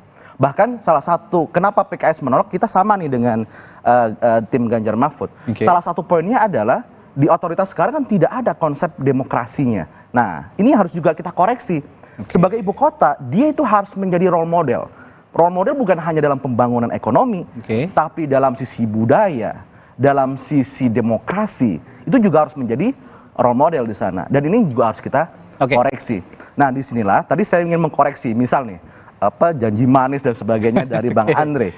Apa yang dilakukan oleh Mas Anies Baswedan di Jakarta, kita ini sama-sama pendukungnya Mas Anies waktu di Jakarta. Jadi saya ingin mengingatkan memori lagi kepada Bang Andre, bahwa ya di Jakarta ketika reklamasi, yang sudah dibangun nggak mungkin dong kita dibongkar. Tapi yang belum dibangun, yang ini nggak boleh dilanjutkan. Sehingga apa yang kita lakukan bukan hanya perubahan, itu bongkar total, nggak begitu. Ya, misal nih ada kekhawatiran PKS menang, Jakarta tetap ibu kota. Loh, yang sudah dibangun dibongkar dong? Nggak dibongkar. Tapi kita memiliki konsep pembangunan, tidak boleh langsung membongkar itu, tapi kita memiliki strategi yang berbeda. Seperti? Strategi kita adalah bagaimana Kalimantan, ya bukan hanya Kalimantan Timur, menjadi pusat-pusat pertumbuhan ekonomi baru. Dan inilah yang harus kita dorong, sehingga apa? Menciptakan lapangan pekerjaan, mengurangi kemiskinan, dan mengurangi ketimpangan. Itu yang ingin kita tawarkan. Nah, hal terakhir yang harus Anda jawab juga, Bung Khalid. Sebagai informasi kan pembangunan IKN di Kabupaten Penajam Pasir Utara ini telah dimulai sejak 2021 dan ada dalam Undang-Undang Nomor 21 Tahun 2023 itu sudah mengamanahkan mengenai kelanjutan pembangunan IKN pada kepemimpinan presiden selanjutnya. Ini sudah ada di undang-undangnya. Nah, kalau memang Anda tidak setuju, PKS tidak setuju, dan Amin tidak setuju dengan pembangunan IKN ini, apa yang Anda akan lakukan dengan keberadaan undang-undang ini juga?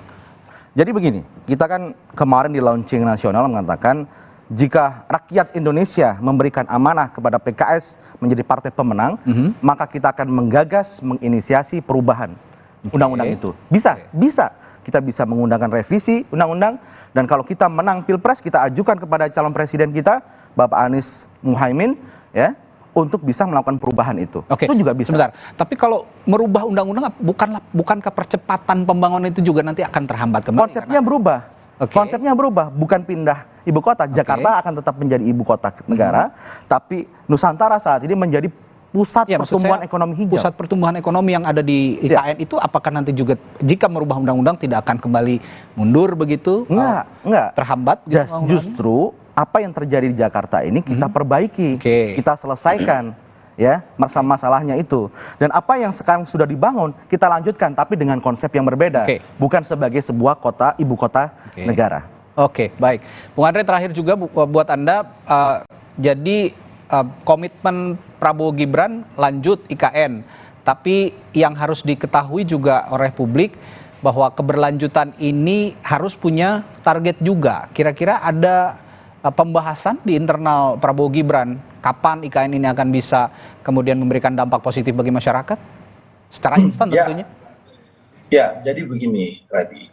Yang pasti tentu kami berkomitmen, pasangan Pak Prabowo dan Mas Gibran berkomitmen akan melanjutkan kebijakan yang sudah baik dan menyempurnakan kebijakan yang mungkin belum baik untuk masyarakat. Itu komitmennya sebagai kalimat kita yang menyampaikan bagian dari keberlanjutan. Kan seperti itu tagline kami. Nah, tentu masalah IKN, sekali lagi kita akan mendorong pemerintah secepatnya bagaimana ya IKN ini betul-betul bisa memberikan dampak positif bagi masyarakat. Tapi sekali lagi, Radi, memindahkan ibu kota itu tentu butuh waktu, butuh proses, ya. Dan ini bukan hanya sekedar membangun infrastruktur, tapi kita membangun ekosistem dan membangun peradaban baru. Jadi insya Allah mohon doanya, mohon dukungannya, kita bersama-sama membangun IKN, dan insya Allah IKN yang kita harapkan ini bisa sukses, betul-betul menunjukkan bahwa pembangunan tidak lagi Jawa sentris, tapi Indonesia sentris, dan juga sekali lagi IKN ini betul-betul bisa menopang seluruh wilayah yang ada di Kalimantan, sehingga terjadi percepatan pembangunan dan juga sekali lagi pemerataan pembangunan tidak hanya di Jawa dan di IKN, tetapi tentu ada di seluruh Indonesia. Karena sekali lagi presiden terpilih di 2024 adalah presiden seluruh rakyat Indonesia. Yang paling penting siapapun yang terpilih itu presiden kita semua, dan pesan kami di 28 November di hari perdana kampanye ini, mari kita bersama-sama ciptakan pemilu yang riang dan gembira, jauh dari fitnah, jauh dari hoax, dan jauh dari kemarah-marahan. Karena rakyat butuh pemilu yang riang gembira, bukan pemilu yang marah-marah. Seperti itu.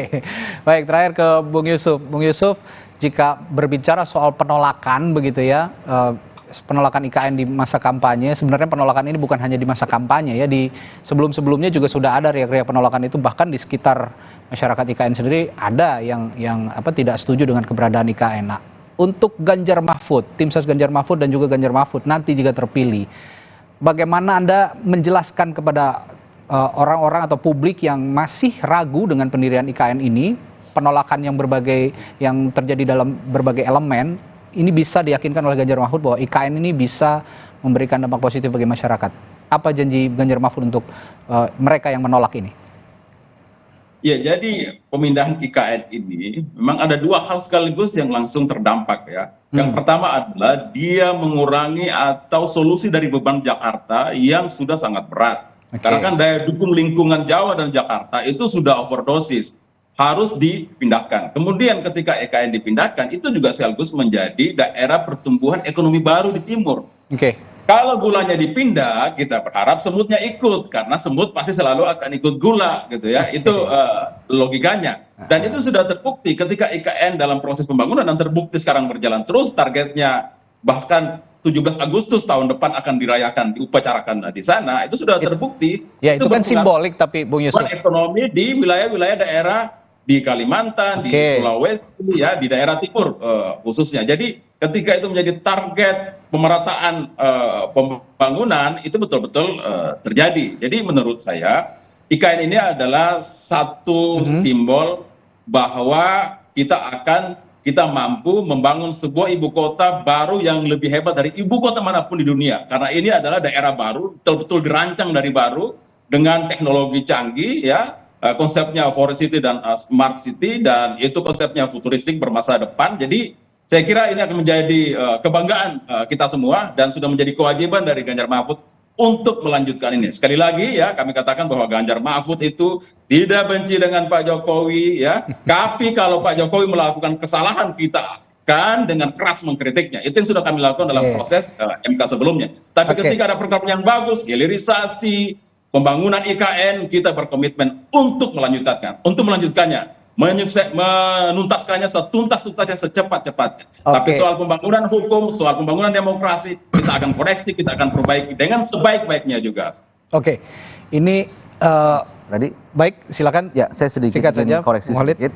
Saya di sini berbicara sebagai perwakilan juru bicara PKS ya. Jadi karena konsep Jakarta tetap ibu kota negara, itu adalah kampanye gagasan yang di-launching oleh PKS. Jadi tadi ada masukan juga gitu bahwa tentu di tim Amin itu akan dilakukan penggodokan secara khusus terlebih dahulu. Sedangkan ini adalah sikap resmi dari Partai Keadilan Sejahtera yang merupakan pertanggungjawaban publik PKS yang sebelumnya kita sudah menolak RUU IKN. Sehingga ini kami sampaikan sebagai sikap resmi Partai Keadilan Sejahtera yang merupakan pengusung dari Amin. Jadi masih akan dibahas karena di dalamnya juga ada PKB yang sebelumnya membahas undang-undang IKN dan setuju begitu ya. Ini juga perlu bicara bersama lagi, duduk bareng lagi bagaimana nanti jika Amin sukses begitu ya memenangi Pilpres, dan konsep soal IKN ini harus dibahas lagi dengan internal koalisi begitu ya pastinya. Baik. Senang sekali pagi hari ini kita berbicara ide dan gagasan di hari pertama kampanye Pilpres, baik partai politik maupun calon presiden, calon wakil presiden diwakili oleh juru bicara tim ses masing-masing. Ada Timnas Amin, Timnas Anies Muhaimin di studio, Muhammad Khalid, dan juga dari TKN, juru bicara PKS juga, Muhammad Khalid. Lalu dari TKN Prabowo Gibran, Andre Rosiade, dan TPN Ganjar Mahfud, Yusuf Lakaseng telah berbagi perspektifnya soal IKN pagi hari ini. Terima kasih Bapak-Bapak, sehat selalu, sampai jumpa lain waktu. Ya, terima kasih. Sukses semua. Sukses Pak Andre, Pak Yusuf. Saudara, kami punya informasi lainnya yang masih menarik untuk Anda simak tentunya di Sapa Indonesia Pagi. Di antaranya soal perbaikan jalan daerah yang menjadi salah satu prioritas pemerintah. Apa langkah yang dilakukan untuk mempercepat konektivitas jalan daerah? Setelah jeda, kami hadirkan informasinya untuk Anda. Tetap bersama kami.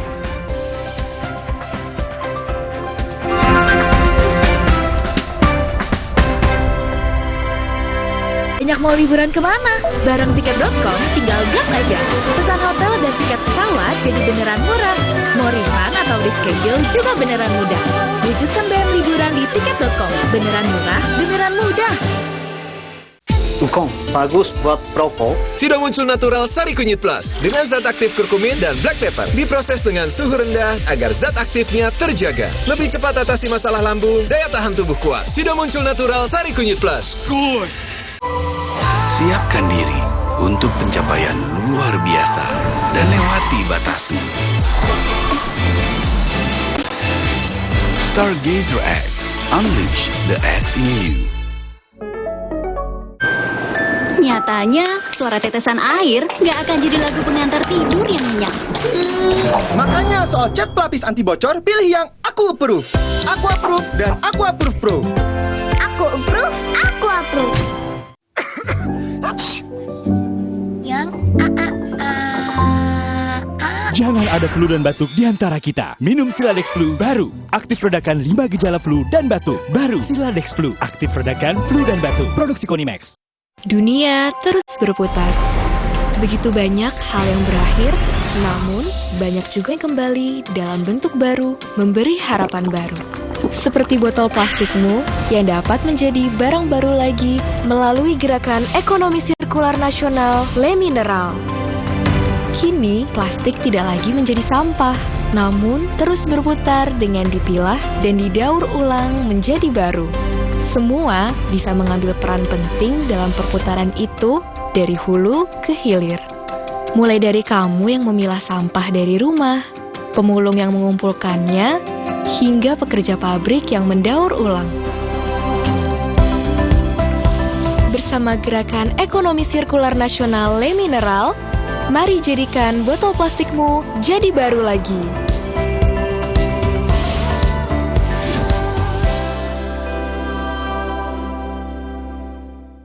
Banyak mau liburan kemana? Bareng tiket.com tinggal gas aja. Pesan hotel dan tiket pesawat jadi beneran murah. Mau refund atau reschedule juga beneran mudah. Wujudkan BM liburan di tiket.com. Beneran murah, beneran mudah. Tola The Card Game, produk baru dari Harian Kompas. Dapatkan di marketplace kesayangan Anda. Duh, Menir, anak saya main HP mulu nih. Bagaimana ya? Dulu, anak saya juga begitu. Tapi sejak beli Pala The Card Game, sekarang saya diajak main melulu.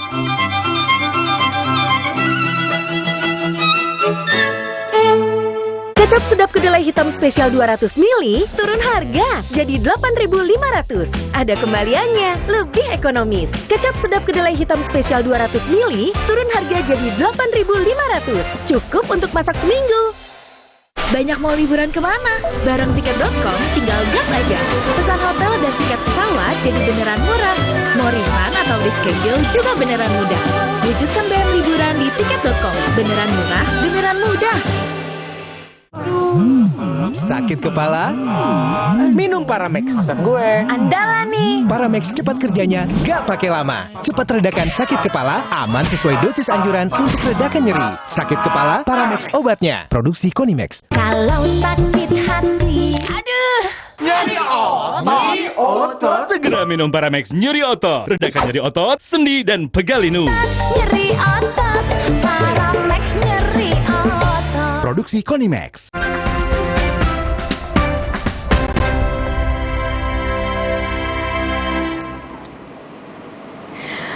saudara, jumpa lagi bersama saya Glenny Soktania dalam Sapa Indonesia Pagi. Pemerintah melalui Kementerian Pekerjaan Umum dan Perumahan Rakyat akan melanjutkan perbaikan jalan daerah sebagaimana yang tertuang dalam Instruksi Presiden nomor 3 tahun 2023 tentang percepatan peningkatan konektivitas jalan daerah. Dan lebih lengkap, pagi ini kita sudah bersama dengan Bapak Wilan Oktavian selaku Direktur Sistem dan Strategi Penyelenggara Jalan dan Jembatan, Ditjen Bina Marga Kementerian PUPR. Selamat pagi, Pak Wilan. Pagi, Mbak Glenis. Apa kabarnya, Pak? Alhamdulillah baik, Mbak. Alhamdulillah baik. Pak, ini Presiden telah mengeluarkan Inpres nomor 3 tahun 2023 tentang perbaikan jalan. Nah, ini sebenarnya apa sih, Pak, yang melatar belakangi terbitnya Inpres ini? Benar nggak sih karena ada ketimpangan antara jalan daerah dan juga jalan nasional? Baik, makasih Mbak. Memang salah satu latar belakangnya itu adalah adanya ketimpangan atau kesenjangan kondisi jalan antara jalan nasional dan jalan daerah. Nah, kalau kita lihat panjang jaringan jalan di Indonesia, jalan daerah itu panjangnya kurang lebih 91%. Dari total panjang jalan 529.000 km, panjang jalan nasional itu hanya 47.000 km. Nah, kondisinya saat ini, akhir 2022, jalan nasional itu kemantapannya kurang lebih 92%, jadi 8% yang tidak mantap atau kurang lebih sekitar 3.800 km. Tapi jalan provinsi itu kemantapannya 72%, jadi ada yang tidak mantap sekitar 13.000 km. Nah, yang lebih mengerikan adalah jalan kabupaten kota ini. Jadi yang tidak mantapnya ada 40% dari 433.000. Jadi ada yang kurang tidak mantap itu 133.000. Nah, Pemda untuk menangani jalan yang rusak ini memang punya keterbatasan, apalagi diperparah dengan adanya kondisi pandemi ya, dari 2020-2021 ini banyak anggaran infrastruktur itu dialihkan ke kesehatan. Nah, oleh karena itu salah satu latar belakangnya memang ini perlunya intervensi khusus dari pemerintah pusat untuk membantu sebagian jalan-jalan yang rusak tersebut melalui Inpres ini. Ya, ada dana khusus yang diberikan pemerintah pusat langsung ke daerah. Nah, ini ada tujuan khususnya nggak sih, Pak, atau prioritas jalan-jalan mana yang akan diperbaiki? Nah, kalau dari tujuannya sesuai dengan Inpresnya, judulnya kan tentang percepatan peningkatan konektivitas jalan daerah. Jadi memang kita menyusur jalan-jalan yang sifatnya strategis dan jalannya rusak. Kira-kira seperti itu, Mbak. Oke, nah ini untuk mekanisme pelaksanaannya terkait dengan Inpres jalan daerahnya. Apakah nanti akan bottom up melalui usulan Pemda atau top down melalui penentuan dari pemerintah pusat, Pak? Ini sebetulnya kombinasi, Mbak, karena ini instruksi Presiden, prinsipnya adalah top down ya, tapi memang diselaraskan secara bottom up dari usulan Pemda, karena di dalam Inpres tersebut salah satu tugas Pemda adalah menyediakan readiness kriterianya, baik itu desain, izin lingkungan, dokumen lingkungan, dan lain-lain. Jadi memang ini kolaborasi antara pemerintah pusat dan Pemda, tapi kriteria teknisnya, tematiknya itu yang menentukan adalah pemerintah pusat. Oke, ini menarik, ada kolaborasi top down dan juga bottom up. Nah, tadi Bapak bilang juga Pemda bisa mengusulkan. Nah, kriteria-kriteria seperti apa sih, Pak, yang bisa akhirnya daerah tersebut mendapatkan bantuan ini, dan juga apa yang harus mereka siapkan? Baik, jadi kalau di dalam amanah Inpres, kriteria itu ada 3 secara besar. Jadi jalan yang ditangani itu pertama harus memenuhi dia mendukung kawasan yang sifatnya strategis. Jadi ruas jalan mendukung kawasan strategis itu misalnya kawasan pertanian, pariwisata, industri, perkebunan, dan kawasan produktif lainnya. Kedua, jalan itu kondisinya rusak dan rusak berat, rusaknya rusak atau tidak mantap. Kemudian jalan itu juga mendukung konektivitas, jadi terhubung dengan jalan yang statusnya lebih tinggi, misalnya jalan kabupaten terhubung dengan jalan provinsi, atau jalan provinsi terhubung dengan jalan nasional. Juga dia mendukung jalur-jalur logistik atau simpul-simpul transportasi, misalnya arah pelabuhan, arah bandara, arah terminal. Ketiga, kawasan industri dan lain-lain. Nah, ada yang ini yang menarik itu di dalam batang tubuh Inpres itu ada 4 kawasan yang disebut secara khusus. Jadi ada jalan yang mendukung Morowali, Konawe, Tanjung Selor, dan Weda. Gitu, Mbak. Oke, Pak, ini mungkin akan sedikit teknis ya untuk wilayah-wilayah daerah yang akan mendapatkan bantuan ini ya untuk program jalan daerah. Jadi bagaimana tahapan Pemda untuk bisa mendapatkan program jalan daerah? Apa saja dokumen atau hal-hal yang harus dipersiapkan oleh pemerintah daerah? Ya, jadi tadi Kan kita sudah menyampaikan kepada Pemda kawasan-kawasan atau kriteria teknis tematik yang akan bisa didukung jalan daerah ini. Tadi ya kawasan strategis, kemudian kondisi kemantapan jalan, dan kemudian konektivitas. Nah ini Pemda bekerja sama, berkolaborasi dengan kami kan di Bina Marga itu ada balai-balai, Mbak ya, ada balai pelaksanaan jalan nasional di setiap provinsi. Nah mereka berkoordinasi ruas-ruas mana yang harus diprioritaskan. Karena ini kita bicara anggaran sangat terbatas, jadi prioritas itu menjadi penting. Jadi memang tidak semua jalan bisa diusulkan. Jadi kita pilih tadi ruas-ruas yang diusulkan Pemda itu yang benar-benar mendukung 3 kriteria tadi. Tadi kawasan strategis, kemudian kemantapannya ringan rusak berat, terus kemudian mendukung konektivitas. Nah setelah kita tahu yang prioritas mana, itu yang kita dorong Pemda untuk menyiapkan dokumen readiness kriterianya. Jadi desain yang menyiapkan Pemda. Kemudian kalau diperlukan dokumen lingkungan juga Pemda yang menyiapkan. Kalau diperlukan lahan yang untuk pelebaran jalan misalnya itu Pemda yang menyiapkan. Nah itu kita pilih. Jadi memang usulannya bisa banyak, tapi kita pilih 1, 2, 3 prioritas yang akan dievaluasi lebih lanjut oleh secara berjenjang, Mbak, dari balai. Kita ada balai, ada direktorat di Bina Marga, termasuk kita bahas juga dengan Bappenas. Nah, untuk lebih lengkap lagi terkait dengan bagaimana teknisnya di tahun 2023 ini dan berapa banyak kabupaten, kota yang akan mendapatkan dana bantuan ini, kita akan tanyakan. Tapi usai jeda, Pak, tetaplah bersama kami karena Sapa Indonesia Pagi akan kembali usai jeda.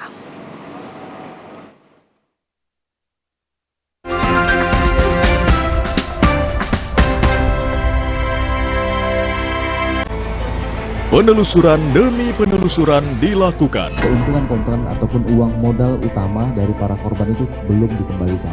Orang melihat fisiknya saja pasti menduga itu senjata api. Ketika disalahgunakan, jangan dianggap remeh. Menguak tabir polemik yang menimbulkan korban.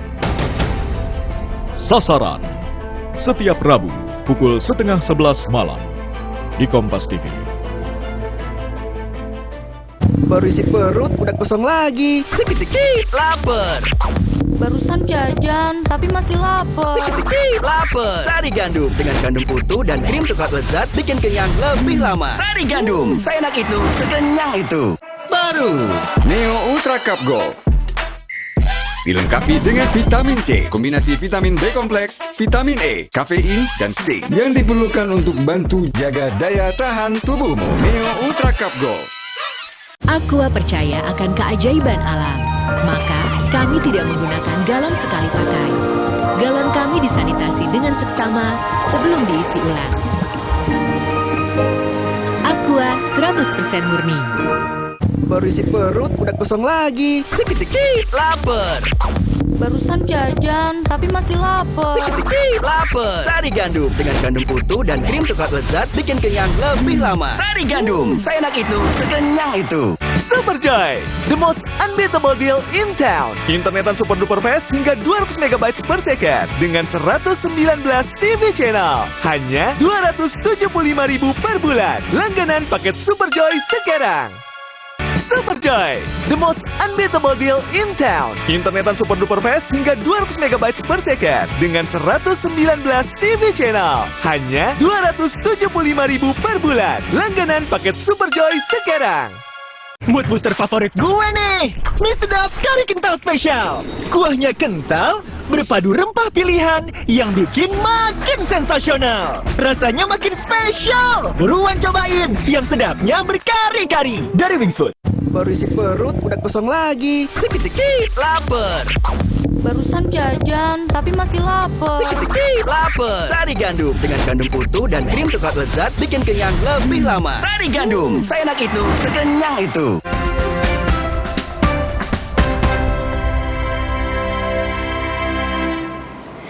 Saudara, masih terkait dengan percepatan peningkatan konektivitas jalan daerah dan masih bersama dengan kami yaitu Direktur Sistem dan Strategi Penyelenggara Jalan dan Jembatan Ditjen Bina Marga Kementerian PUPR, Bapak Wilan Oktavian. Pak, tadi kita udah bahas terkait dengan transparansi dan sebenarnya bagaimana untuk berapa banyak alokasi anggaran untuk Inpres Jalan Daerah ini pada tahun 2023 dan akan dilaksanakan di berapa provinsi dan kabupaten, Pak? Baik, Sebetulnya Inpres Jalan Daerah itu di dalam amanah Inpresnya akan dilaksanakan 2 tahun anggaran 2023 dan 2024. Nah, khusus 2023 ini sebetulnya direncanakan awalnya 32,7 triliun, tapi karena memang kita butuh persiapan dan lain-lain, tadi kan readiness-nya disiapkan oleh Pemda. Nah, yang siap dilaksanakan 2023 ini kurang lebih ada 14,6 triliun, Mbak Glenis, untuk tahun 2023 ini. Nah, kebetulan yang ready jumlah kabupatennya, prinsip ini semua IJD ini, Impres Jalan Daerah, ada di semua provinsi kecuali DKI Jakarta. Jadi hanya satu provinsi DKI Jakarta saja yang tidak mendapatkan Impres Jalan Daerah ini. Tapi kalau dari sisi pemerintahannya, ini alhamdulillah tahun 2023 sebanyak 14,6 triliun itu dari sisi pemerintahannya ada 24 pemerintah provinsi yang mendapatkan, kemudian 239 kabupaten dan 24 pemerintahan kota. Jadi ada jalan provinsi, jalan kabupaten, jalan kota di 24 provinsi, di 239 kabupaten dan 24 kota. Untuk 2023 total anggarannya adalah 14,65 triliun rupiah. Dan anggaran ini akan dipergunakan untuk perbaikan atau pembangunan masing-masing berapa panjang jalan dan jembatan secara total, Pak Wilan? Nah, kalau tahun ini alhamdulillah target kita kurang lebih di angka 3.129 km jalan dan 2.682 meter jembatan untuk tahun ini saja. Ini cukup besar ya, Pak. Nah, apakah terkait dengan Inpres Jalan Daerah ini akan dilaksanakan pada tahun 2024 juga, dan jika iya, berapa banyak alokasi anggaran untuk tahun depan? Nah, ini sebetulnya tadi 3.000 km itu sebetulnya tidak terlalu banyak ya, Mbak Glenis, karena tadi saya sampaikan yang tidak mantapnya kan 173.000 ya kilometer. Jadi ini hanya naik sekitar 0,6%, tapi memang dampaknya luar biasa. Kami mendapatkan testimoni dari beberapa medsos dan lain-lain. Ini sangat diterima dengan baik sekali oleh masyarakat maupun Pemda. Nah, untuk 2024 sama juga berdasarkan hasil ratas gitu, kurang lebih tahun depan itu akan dialokasikan sekitar 15 triliun, dan yang sudah masuk anggarannya di anggaran Kementerian PUPR itu baru 1,5 triliun. Itu karena ada beberapa kegiatan IJD atau Impres Jalan Daerah tahun ini itu dilakukan secara multi. Jadi yang komitednya itu sudah dialokasikan kurang lebih 1,5 T. Jadi sisanya yang 13,5 triliun ini sekarang lagi sedang penyiapan programnya. Jadi teman-teman balai Pemda itu sedang berkoordinasi memilih tadi ruas-ruas yang prioritas. Nanti kita seleksi dengan anggaran kurang lebih 13,5 triliun, jadi total sekitar 15 triliun untuk tahun depan. Karena ini pelaksanaan dengan kontrak tahun jamak akan berlanjut begitu di 2024. Nah, kalau Pemda yang sudah mendapatkan bantuan, apakah bisa tetap mengusulkan untuk mendapatkan bantuan di tahun berikutnya? Prinsip yang sudah dapat itu bisa dapat lagi, karena begini, karena selain tadi misalnya multis kontrak, otomatis kan tahun depan ada lagi. Kemudian ada juga kita istilahkan MYP atau multis program. Jadi ada ruas-ruas jalan yang ditangani di tahun ini karena pekerjaannya tidak tuntas, itu kita lanjutkan tahun depan. Nah, tapi memang tentunya bagi Pemda yang belum dapat itu juga mungkin kita prioritaskan, karena kalau menurut catatan kami ini masih ada 140 kabupaten yang belum mendapatkan Impres Jalan Daerah dan ada 39 kota yang belum dapat. Tentunya nanti kita akan yang belum ini, karena tentunya di jalan daerah yang belum mendapat ini juga ada ruas-ruas yang sifatnya prioritas tadi. Nah, Pak Wilan, ini terkait dengan apa saja sih Pak tantangan dan juga kendala dari pelaksanaan program Impres Jalan Daerah ini, Pak?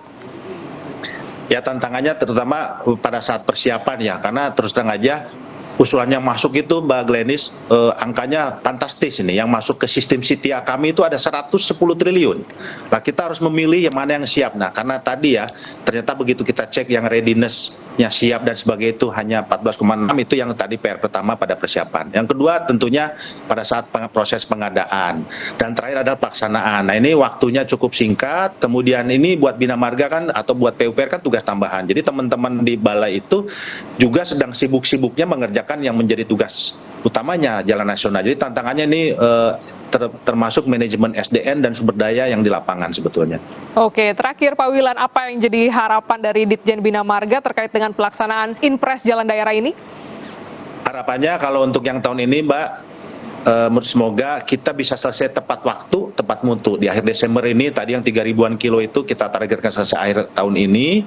Kemudian setelah selesai, kita harapannya tentu ini segera diserah terimakan oleh Pemda. Harapan berikutnya Pemda melakukan pemeliharaan, sehingga upaya yang kita lakukan itu bisa bermanfaat terus untuk masyarakat. Semoga pelaksanaan tepat waktu dan juga bisa dipelihara oleh pemerintah daerah terkait dengan perbaikan jalan, karena memang harapannya adalah percepatan peningkatan konektivitas jalan daerah. Terima kasih Bapak Wilan Oktavian, Direktur Sistem dan Strategi Penyelenggara Jalan dan Jembatan, Direktorat Jenderal Bina Marga Kementerian PUPR telah bergabung dalam Sapa Indonesia pagi hari ini. Sehat selalu Bapak. Terima kasih Pak Glenny, salam sehat selalu buat semua. Dan saudara, usai jeda kami akan kembali dengan informasi menarik lainnya. Tetaplah bersama kami.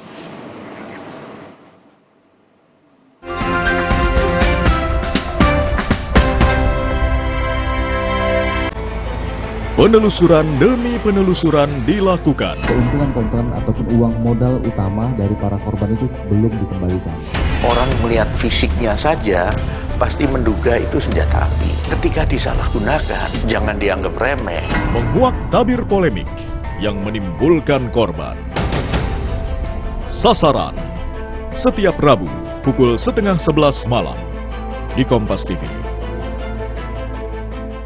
Kopiko Ekstra Besar.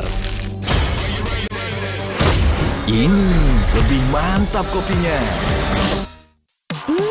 Enaknya, gak habis-habis, gak habis-habis, gak habis-habis. Kopiko. Hey guys.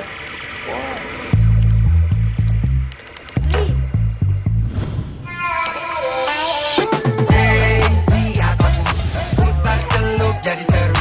Hey, lihat aku.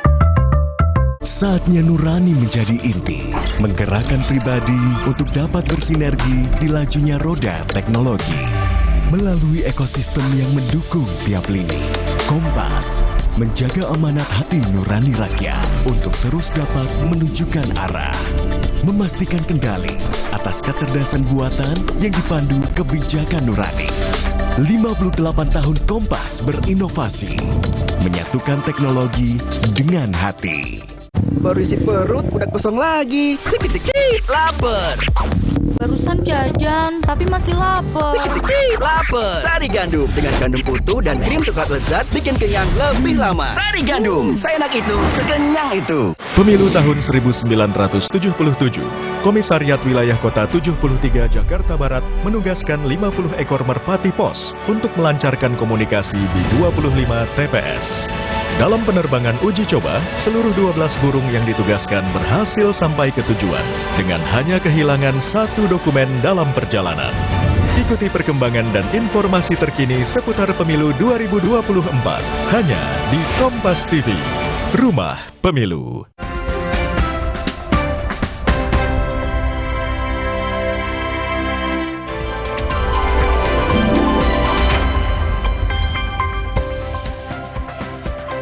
Hai, selamat pagi. Saudara kembali berjumpa di Kompas Bisnis Sapa Indonesia Pagi. Saya Paskali Siswari. Saudara, 2 pekan lagi pemerintah bakal mengumumkan nominal penambahan 10% saham pemerintah di Freeport Indonesia. Pemerintah memastikan nominalnya tidak akan besar. Penambahan saham 10% jadi salah satu syarat untuk perpanjangan izin usaha pertambangan khusus hingga tahun 2041. Dengan penambahan saham 10% yang nantinya akan dibeli lewat MindID, maka saham Indonesia di Freeport menjadi 61%. Kesepakatan ini dilakukan dalam kunjungan kerja Presiden Joko Widodo ke Amerika Serikat beberapa waktu lalu saat menemui CEO Freeport McMoran, Richard Adkerson.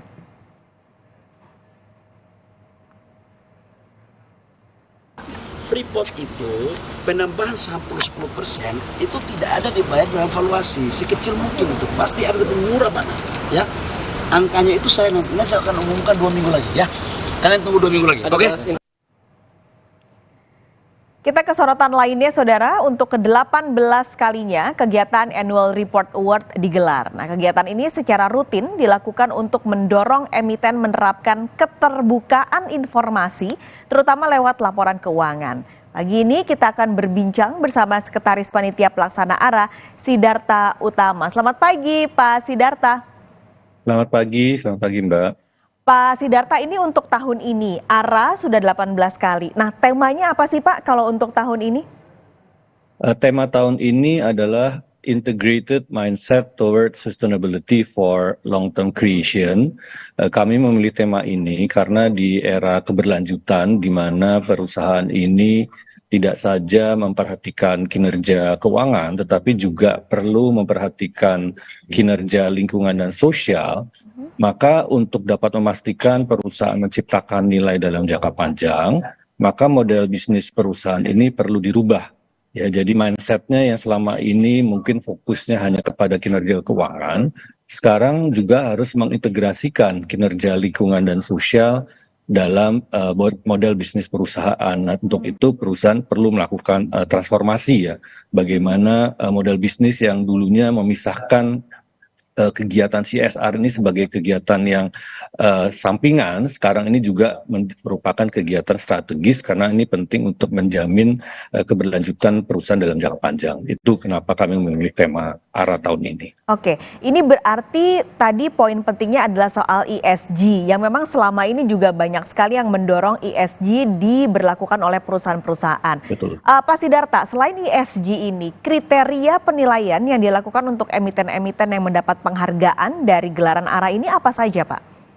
Ya, sejalan dengan tema ARA tahun ini, maka kami menilai pengungkapan perusahaan ya di laporan tahunan, tidak saja di laporan tahunan, juga di laporan keberlanjutan. Ya, jadi ini untuk pertama kalinya ARA penilaian itu tidak saja pada laporan tahunan dan tetapi juga laporan keberlanjutan. Dan di sini kami mengacu pada aturan OJK ya terhadap perusahaan-perusahaan publik mengenai pengungkapan yang disampaikan di laporan tahunan dan di laporan keberlanjutan. Nah, di sini titik berat kami adalah pada pengungkapan yang terkait dengan ESG, yaitu governance, environment, dan social. Tentunya juga ada pengungkapan-pengungkapan lainnya. Nah, jadi itu terutama yang membedakan ya ARA tahun ini dengan ARA tahun-tahun sebelumnya, di mana kami fokusnya ini kalau tahun-tahun sebelumnya hanya laporan tahunan, sekarang juga masuk ke laporan keberlanjutan. Demikian. Ini yang menjadi juri atau mungkin panel dalam menilai kinerja emiten ini siapa, Pak? Ya, jadi penyelenggara ARA di sini adalah Komite Nasional Kebijakan Governance bersama penyelenggara lainnya, yaitu kami didukung oleh Kementerian Perekonomian, kemudian dengan Otoritas Jasa Keuangan, Bursa Efek Indonesia, kemudian juga dengan Ikatan Akuntan Indonesia, serta Kementerian Keuangan DJP, Direktorat Jenderal Pajak. Nah, jadi jurinya itu berasal dari tadi institusi yang saya sampaikan, kecuali dari OJK, ya karena OJK sebagai pengawas perusahaan-perusahaan publik tentunya tidak dapat turut serta ya dalam melakukan penilaian.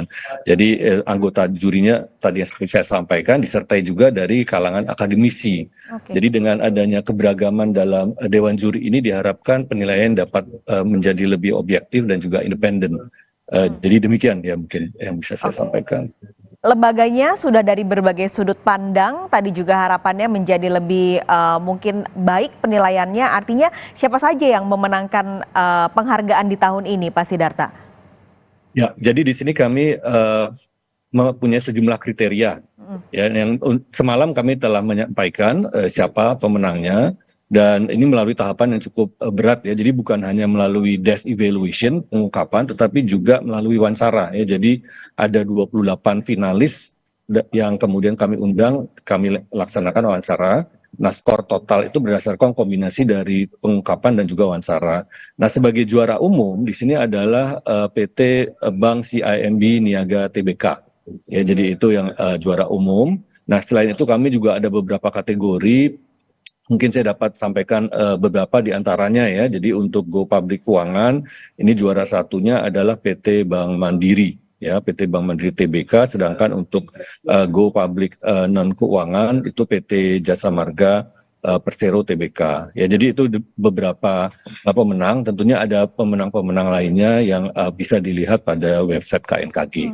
Tapi saya jadi penasaran Pak, tadi kalau Pak Sidarta sudah bilang ada dari 3 pemenang, ini 2 perbankan. Apakah memang perbankan mendominasi pemenang ARA tahun ini Pak? Ya, jadi secara umum peserta ARA ini jumlahnya 165 ya, dan peserta ini yang mendominasi adalah dari bank dan juga dari BUMN ya, karena memang kepesertaan ARA ini sifatnya voluntary ya, jadi para peserta ini diminta mendaftar, dan memang kita tahu selama ini perbankan ini regulasi mengenai GCG ya, mengenai praktek good corporate governance ini lebih ketat ya dibandingkan dengan sektor lainnya. Demikian juga ketentuan OJK ini mewajibkan bank-bank, terutama bank-bank yang besar ya, untuk lebih awal melaksanakan mempublikasi laporan keberlanjutan. Nah, sehingga ini juga bisa menjelaskan ya kenapa kemudian yang memperoleh penghargaan ini itu banyak dari perbankan dan juga dari BUMN. Namun juga ada sih dari sektor-sektor non keuangan yang juga menonjol ya. Tadi seperti yang saya sampaikan, kalau untuk yang go public non keuangan itu PT Jasa Marga juara 1, juara 2 ini PT Bukit Asam, dan 3 ini ada dari swasta juga, Mbak, yaitu PT Ostindo Nusantara Jaya Tbk. Nah, ini ada juga. Jadi kita lihat di sini walaupun memang ada kecenderungan sektor tertentu dan juga BUMN, tapi ya alhamdulillah gitu. Jadi dari sektor swasta ini ternyata juga ada juga gitu yang kinerja yang bagus. Jadi mereka juga sudah punya kesadaran gitu ya untuk melaksanakan bisnisnya secara berkelanjutan. Mungkin. Ini kan sebenarnya tadi Pak Sidarta juga cerita kalau sifatnya voluntary ya Pak, dari perusahaan silahkan kalau ingin mendaftar, tapi apakah sudah bisa terlihat selama 18 kali penyelenggaraannya ini, bisakah gelaran-gelaran semacam ini Pak Sidarta meningkatkan keinginan emiten untuk membuat keterbukaan informasi yang makin baik atau kinerja seperti tadi yang keberlanjutan, ESG yang semakin baik Pak? Seharusnya demikian ya, karena seperti yang tadi saya sampaikan nih, bahwa saat ini kinerja perusahaan ini dinilainya oleh investor ya, investor di pasar modal dan juga para pemberi pinjaman ya di sektor perbankan. Mereka menilai kinerja perusahaan tidak saja berdasarkan profit ya, tetapi juga berdasarkan lingkungan dan sosial. Nah, ARA ini, penghargaan ARA ini menunjukkan perusahaan-perusahaan yang telah sangat transparan gitu menyampaikan kinerja lingkungan sosial dan keuangan, termasuk juga praktek governance-nya. Jadi dengan mengacu kepada ARA itu sebenarnya juga memberikan masukan ya kepada para investor dan juga para pemangku kepentingan lainnya, bahwa perusahaan-perusahaan ini memang telah melaksanakan model bisnisnya ini secara terintegrasi ya, dan harusnya ini pada akhirnya akan meningkatkan reputasi perusahaan tersebut ya, dan ini tentunya diharapkan juga dapat mendorong di masa mendatang lebih banyak lagi perusahaan yang dapat mengikuti ARA ini. Oke. Demikian. Ini harapannya supaya ini juga jadi apa ya Pak, alat bantu begitu juga untuk investor melihat perusahaan-perusahaan mana yang memang kredibel dalam membuat laporan keuangannya secara transparan dan benar. Pak Sidarta Utama, terima kasih pagi ini sudah berbincang di Kompas Bisnis. Terima kasih. Sampai ketemu, sehat selalu Pak. Sama-sama, terima kasih. Saudara, Kompas Bisnis akan kembali lagi usai jeda. Nanti kita kembali dengan informasi tren kenaikan harga bahan pokok masih terus terjadi. Harga naik merata terjadi di semua daerah dan di beberapa komoditas makanan utama.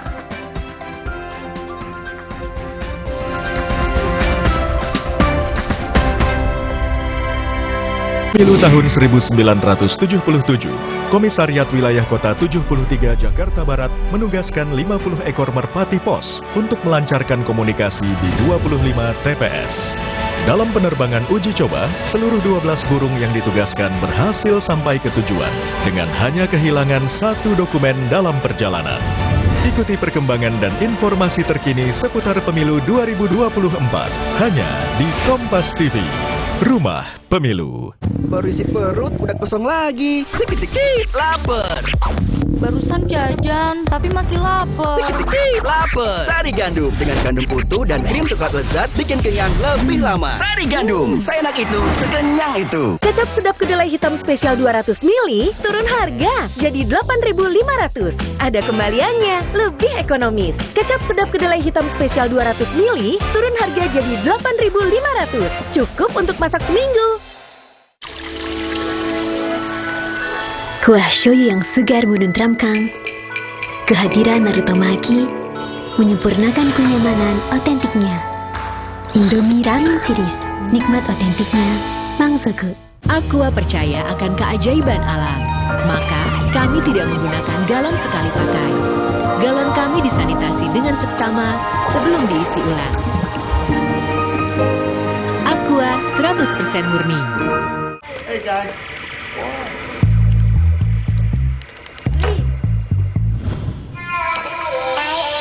Hey, lihat aku, putar celup jadi seru. Hey, lihat aku. Diceritakan saya, kenapa setiap minum dingin, saya merasa ngilu. Itu semua karena memang dia memiliki kondisi gigi sensitif. Jika dibiarkan lebih lama, ada kemungkinan untuk memburuk. Sensodyne teruji secara klinis untuk menenangkan gigi yang sedang ngilu dan memberikan perlindungan hingga 24 jam. Akhirnya mereka bisa bebas mengkonsumsi makanan tanpa harus takut lagi. Saya merekomendasikan Sensodyne untuk perawatan gigi ngilu. Aqua percaya akan keajaiban alam, maka kami tidak menggunakan galon sekali pakai. Galon kami disanitasi dengan seksama sebelum diisi ulang. Aqua 100% murni.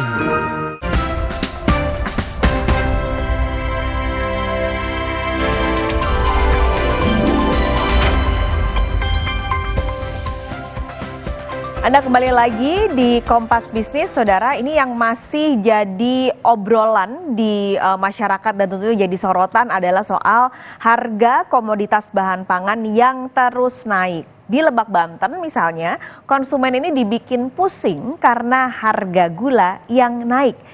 Sejumlah pedagang di Pasar Rangkas Bitung, Lebak, Banten, akhirnya mengurangi stok dagangan gulanya dalam beberapa hari terakhir karena harga gula pasir di pasaran naik dan terbilang mahal.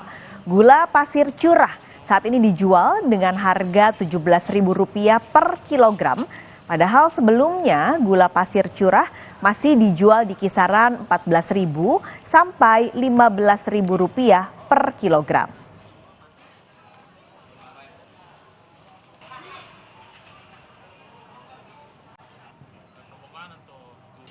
Kalau tadi gula yang naik, sebenarnya nggak hanya gula tapi juga cabai rawit. Nah, cabai rawit ini harganya naik karena terdampak dari anomali cuaca. Dan kenaikan harga cabai rawit ini terjadi di beberapa daerah di Indonesia. Harga cabai rawit bahkan ada yang menembus Rp120.000 per kilogram. Salah satunya ini terjadi di pasar tradisional Kosambi di Bandung, Jawa Barat. Harga cabai rawit kini dijual Rp120.000 per kilogram. Nah, dampaknya ini sama dengan yang terjadi di Lebak, Banten tadi, yaitu omset penjualan pedagang turun karena banyak konsumen yang mengurangi pembelian. Apalagi cabai rawit bukan jadi komoditas utama bahan makanan. 120 udah 2 hari dari kemarin. Kalau cabai keriting sekarang 90, cabai merah besar 90 sama. Jadi 120 itu awalnya berapa? Awalnya 80, kadang terus naik 90, tiap hari naiknya itu 100, dari 100 langsung ke 120. Nah, itu tadi Saudara di Bandung, Jawa Barat. Tapi juga ini terjadi kenaikannya di Jember, Jawa Timur, tepatnya di Pasar Tradisional Tanjung di Jember. Di Pasar Tradisional Tanjung, cabai rawit dijual Rp100.000 per kilogram. Sebelumnya harga cabai rawit dijual dengan harga Rp60.000 per kilogram. Jadi Anda bayangkan kenaikannya memang cukup tajam dan cukup ekstrim untuk harga cabai rawit ini. Pasalnya kenaikan harga terjadi karena pasokan cabai rawit berkurang jumlahnya. Menipisnya pasokan ini terjadi sejak 1 pekan terakhir. Dan tidak hanya cabai rawit yang harganya naik, beberapa bumbu dapur harganya juga sedang naik karena pasokan berkurang. Mulai dari cabai merah, cabai hijau, bawang merah, dan juga bawang putih.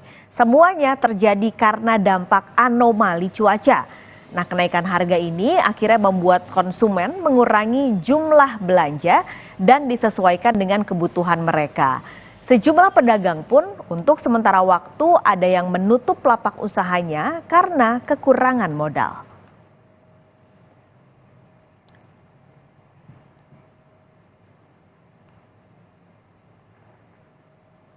Tadi sudah ada gambaran saudara, gula naik, cabai naik, bawang-bawangan naik. Nah sebenarnya yang harganya juga lagi tinggi adalah beras. Sampai saat ini harganya masih terbilang mahal dibandingkan jika kita lihat dengan harga beberapa waktu yang lalu. Tapi kenaikan harga dari komoditas beras ini jadi berkah untuk para petani. Pasalnya harga gabah kini dihargai tinggi. Saat musim panen tiba, harga gabah petani di Kabupaten Madiun, Jawa Timur ini dijual di kisaran Rp7.100 sampai Rp7.300 per kilogram. Padahal kalau dibandingkan dengan tahun lalu, harga gabah petani hanya dihargai Rp6.800 per kilogram. Selain bicara kualitas, saat ini gabah yang dipanen kuantitasnya juga baik. Jadi kualitasnya baik, kuantitasnya juga besar. Nah dari 1 kotak lahan diperkirakan para petani bisa menghasilkan hingga 1 ton gabah. Petani mengatakan panen ini petani tidak dibusingkan dengan serangan hama ataupun penyakit pada tanaman padi. Tapi ada ongkos yang harus dibayar lebih mahal ketika panen, yaitu ongkos pengadaan ke air karena saat ini sedang musim kemarau.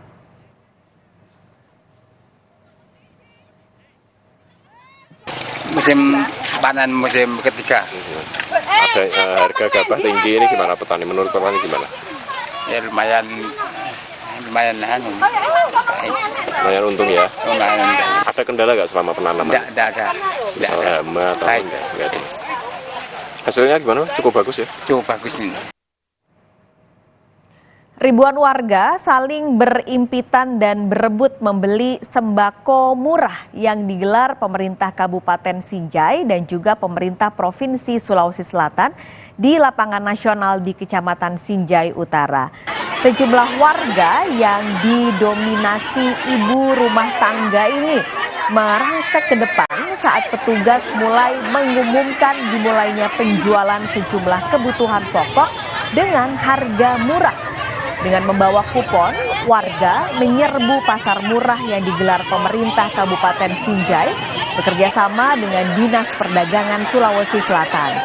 Warga rela antre hingga berjam-jam demi mendapatkan paket kebutuhan pokok.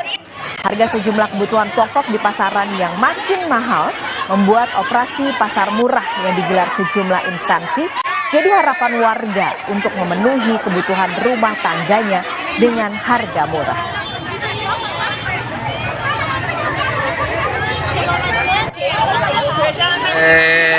Apa ini antar Bu? Bagaimana Bu? Antar ini? Apa-apa yang disiapkan Bu? KTP Bu deh? Kupon? Ini berapa? Apa-apa isinya Bu? Minyak, gula, terigu. Beras berapa liter Bu? 2 liter nih? Ini mahal atau murah ya Bu? Murah itu termasuk murah Bu? Murah. Sejumlah informasi menarik lain akan kami hadirkan usai jeda saudara. Hari ini masa kampanye Pilpres 2024 dimulai. Kami akan sajikan informasi apa saja yang dilakukan 3 capres dan juga cawapres di hari pertama masa kampanye. Tetaplah di Sapa Indonesia Pagi.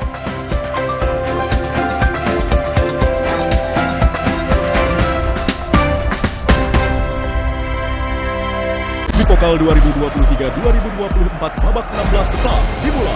Big Match di Roten Teufel FC Kaiserslautern yang dipimpin oleh sang kapten Jan Zimmer bersiap meredam langkah FC Nuremberg yang kini sedang on fire. Selasa 5 Desember pukul 11.45 malam live. Rusia Mönchengladbach harus berjuang di depan para supporternya untuk mewaspadai ancaman VfL Wolfsburg dengan taktik jitu Niko Kovac. Rabu 6 Desember pukul 9.03 dini hari live di Kompas TV. Terus enaknya terus manis asam cuy, manis asam cuy, manis asam cuy. Sekarang Slay Olay nggak nempel di gigi, manis asam cuy. Bila Bila si kecil panas, ingat 3C. Gelap geriknya, cek suhu badannya, kontreksin solusinya. Untuk turunkan panas demam. Kontreksin bila si kecil. Andalan ibu siaga. Baru isi perut, udah kosong lagi. Dikit-dikit lapar. Barusan jajan, tapi masih lapar. Dikit-dikit lapar. Sari Gandum dengan gandum utuh dan krim coklat lezat bikin kenyang lebih lama. Sari Gandum, seenak itu, sekenyang itu. Aqua percaya akan kebijaksanaan dan keajaiban alam. Aqua berasal dari gunung-gunung terpilih, bukan tempat yang mudah tercemar. Aqua disaring oleh lapisan bebatuan pelindung tanpa proses rekayasa. Aqua mengandung mineral alami tanpa tambahan zat berbahaya. Sehingga Aqua terasa dingin tanpa didinginkan. Jelaskan kalau tak semua air itu Aqua. Aqua 100% murni. Baru isi perut, udah kosong lagi. Dikit-dikit lapar. Barusan jajan, tapi masih lapar. Dikit-dikit lapar. Sari Gandum dengan gandum utuh dan krim coklat lezat bikin kenyang lebih lama. Sari Gandum, seenak itu, sekenyang itu.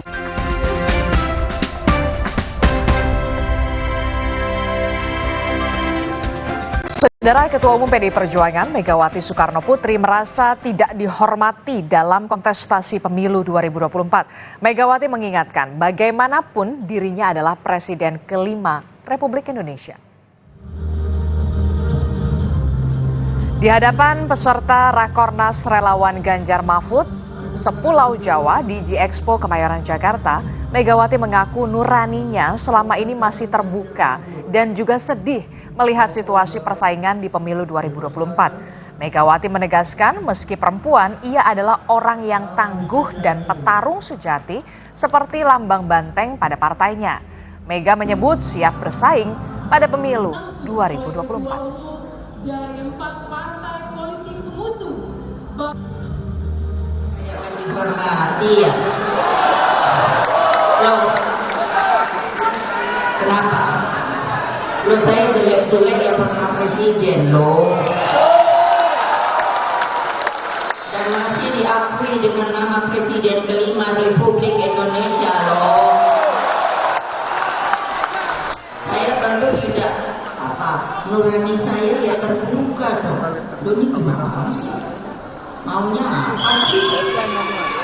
Mari kalau mau bersaing itu kita. Saya suka kalau di PDI Perjuangan itu mana anak-anak saya itu ya, kan saya selalu bilang gini, biar ibu ini perempuan tapi ibu ini petarung. Ya, Megawati juga mengingatkan Republik Indonesia dibangun dengan penuh pengorbanan. Ia pun menyebut yang baru berkuasa mau bertindak seperti zaman Orde Baru. Republik ini penuh dengan pengorbanan, tahu tidak? Kenapa sekarang kalian yang baru berkuasa itu mau bertindak seperti waktu zaman Orde Baru?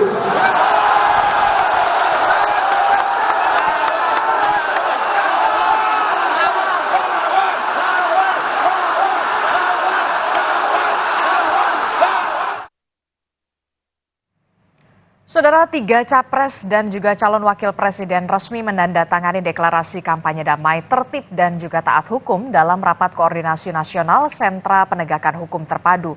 Komitmen dilakukan karena hari ini merupakan hari pertama kampanye. Bawaslu menyebut deklarasi ini bertujuan agar pemilu berjalan netral dan juga damai serta mengikuti semua aturan yang berlaku.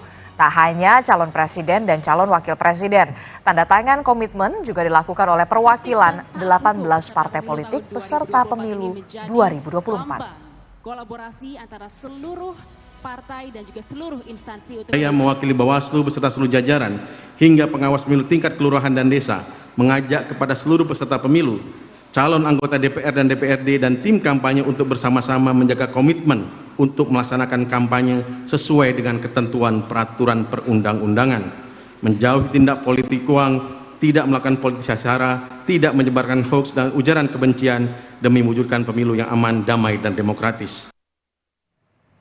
Saudara, hari ini merupakan hari pertama kampanye pemilu dan juga Pilpres serentak 2024. Kita akan pantau bagaimana kampanye para capres dan juga cawapres di hari ini. Di antaranya ada capres nomor urut 1 Anies Baswedan, sudah ada jurnalis Kompas TV Tifal Solesa di Jakarta dan juga jurnalis Jonah Hamonangan yang siap memantau calon presiden nomor urut 2 Prabowo di Jakarta, dan juga ada capres nomor urut 3 yakni Ganjar Pranowo dengan jurnalis Kompas TV Fuci Manupapami di Merauke, Papua Selatan.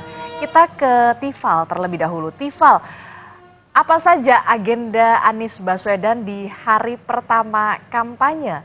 Tifal? Pada kali ini 28 akan terbagi dalam beberapa agenda, begitu, ada beberapa acara. Dan untuk agenda pertama setelah tadi doa bersama dengan keluarga besar di kediamannya kawasan Lebak Bulus, Jakarta Selatan, hari ini akan memulai kegiatan kampanye pertama di Kampung Tanah Merah, persisnya di wilayah Jakarta Utara. Dan nantinya setelah agenda di Kampung Tanah Merah selesai, akan dilanjutkan ke agenda berikutnya di Gor Timur. Lalu juga setelah beragenda di Jakarta, nanti akan melakukan kampanye juga di beberapa titik di Kabupaten Bogor, Jawa Barat. Ini menjadi rangkaian agenda calon presiden nomor urut 1 Anies Baswedan untuk hari pertama pelaksanaan kampanye. Dan ini juga agenda kampanye bakal berlangsung secara terpisah untuk hari pertama. Anies berfokus Jakarta dan juga Kabupaten Bogor, Jawa Barat. Sementara untuk calon wakil presiden Muhaimin Iskandar ini melakukan agenda kampanye di Jawa Timur, persisnya ada di Mojokerto, kemudian ada di Surabaya dan juga Sidoarjo, Jawa Timur. Tadi juga sempat kami bertemu dengan Anies Baswedan maupun juga Kapten Timnas Amin Muhammad Syawgi Alaidrus.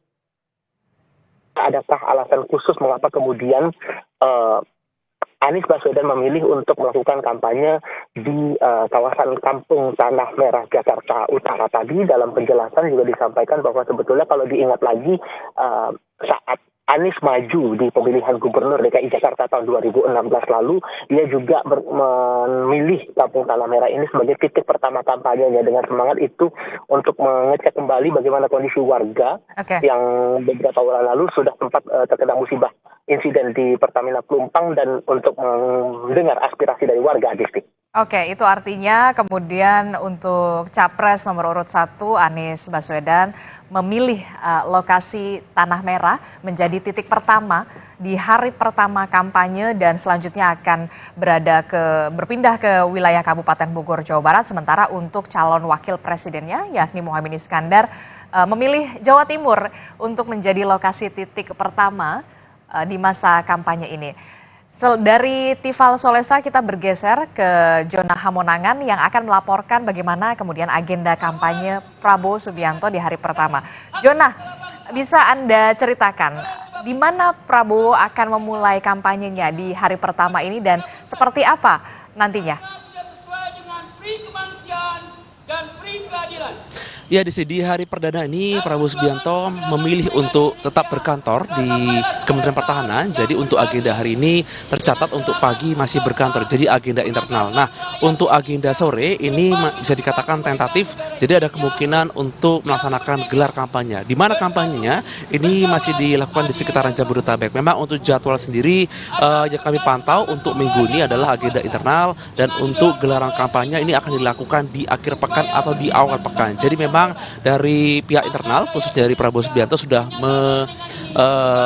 menjadwalkan untuk kampanye, tapi ini menyesuaikan dengan jadwal cutinya. Untuk cuti pun sudah di-approve oleh Presiden, jadi ini masih menunggu terkait dengan kegiatan kampanye. Nah, untuk kampanye ini dilakukan cukup berbeda, jadi ada kampanye dilakukan bersama-sama dengan Gibran Rakabuming, tapi ada juga dilakukan dengan sendiri. Jadi memang ini menyesuaikan dengan gelaran atau jadwal yang ada. Yang pasti untuk kampanye yang dilakukan saat ini, yang dilakukan di daerah sudah ada dari tim kampanye daerah dan dilakukan secara serentak adalah di 200 titik. Sedangkan untuk di Jakarta sendiri, ini nanti akan dilakukan dan diwakilkan oleh Rosan Roslani, di mana untuk jadwal perdana adalah pemberian bantuan ke Palestina. Nah, untuk kegiatan yang kami pantau mulai dari pagi sampai siang, agenda Bapak khususnya dari Prabowo Subianto adalah terjadwal agenda internal, khususnya sebagai Menteri Pertahanan yang berkantor di Kementerian Pertahanan. Adisti?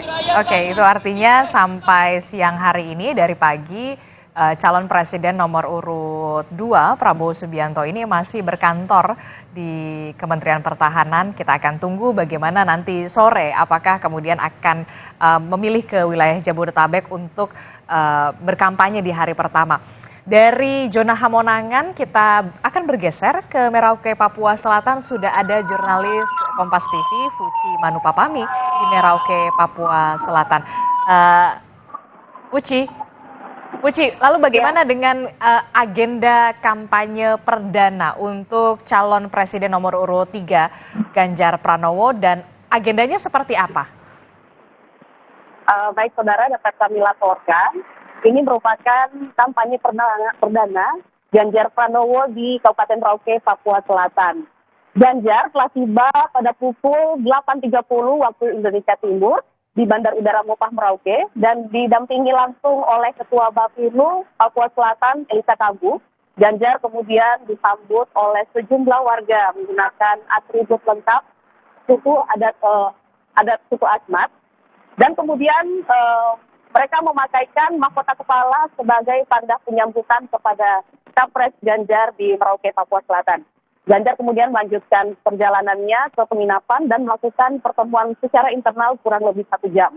Saudara, kini Ganjar telah menuju ke Kampung Waninggap Nanggo untuk melakukan launching perdana baliho serta pembagian kaos secara simbolis serta melakukan deklarasi 3 jari. Kemudian menurut jadwal yang kami peroleh, Ganjar akan menuju ke titik 0 Merauke Sabang dan kemudian akan kembali ke Kecamatan Merauke atau Distrik Merauke untuk melakukan pertemuan dengan para relawannya. Selain itu juga pada hari ini, pada malam nanti, Capres Ganjar dijadwalkan akan bertemu dengan Uskup Agung Merauke dan diakhiri dengan pertemuan dengan para tokoh adat serta tokoh agama dan juga akan melakukan makan malam bersama. Oke, kampanye perdana calon presiden Ganjar Pranowo memilih untuk di timur Indonesia, yakni di wilayah Merauke, Papua. Nanti kita akan update lagi perkembangan terkininya. Terima kasih jurnalis Kompas TV Fuci Manupapami melaporkan langsung dari Merauke, Papua. Sebelumnya ada Jona Hamonangan di kantor Kementerian Pertahanan dan sebelumnya lagi ada Tifal Solesa melaporkan langsung dari wilayah Jakarta. Terima kasih rekan-rekan, selamat bertugas. Kita beralih ke informasi lainnya. Saudara, Presiden Joko Widodo melantik Ketua Sementara KPK Nawawi Pomulango. Presiden menunjuk Nawawi menggantikan Firly Bahuri yang terjerat kasus dugaan pemerasan mantan Menteri Pertanian Syahrul Yassin Limpo. Presiden menyaksikan pengucapan Sumpah Nawawi Pomulango di Istana Negara Jakarta. 3 pimpinan KPK turut menyaksikan prosesi pengambilan Sumpah Ketua Sementara KPK. Nawawi dilantik sebagai Ketua KPK setelah Firly Bahuri diberhentikan sementara sebagai Ketua KPK karena menjadi tersangka kasus dugaan pemerasan terhadap mantan Menteri Pertanian Syahrul Yassin Limpo.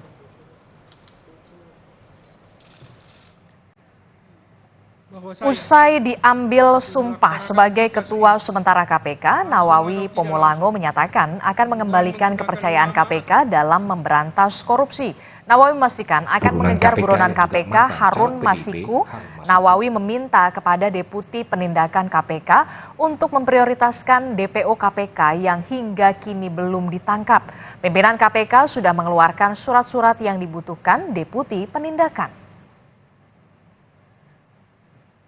Kami tanyakan kepada dia upaya penanganan terhadap penangkapan terhadap DPO Harun Masiku.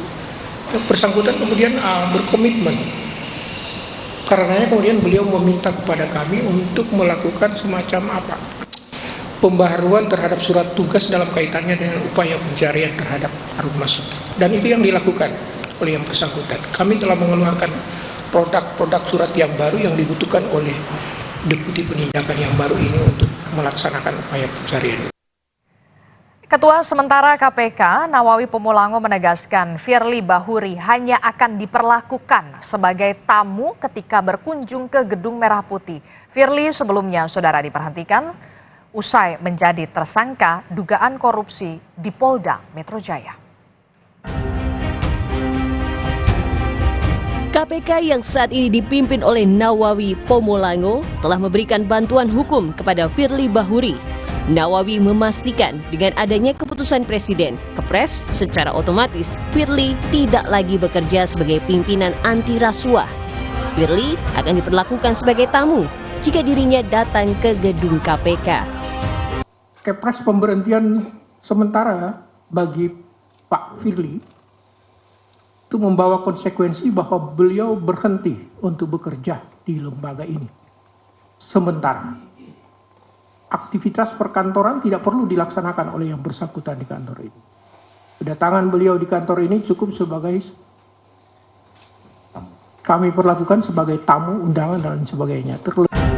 Sementara itu, Kapolri Jenderal Polisi Listio Sigit Prabowo menegaskan pihaknya bersiap melawan gugatan pra-peradilan yang diajukan Firly Bahuri.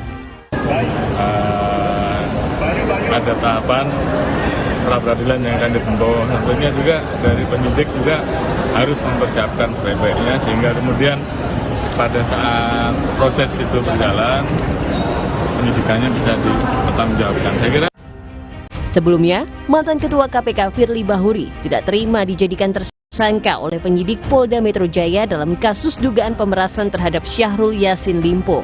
Menghadapi hal tersebut, Firly pun melawan dan mengajukan pra-peradilan. Tim Liputan, Kompas TV. Kita beralih ke sorotan lain, Saudara. 3 terdakwa anggota TNI pembunuh Imam Mashkur dituntut hukuman mati. Ketiga terdakwa juga dituntut pidana tambahan dengan dipecat sebagai anggota militer TNI Angkatan Darat.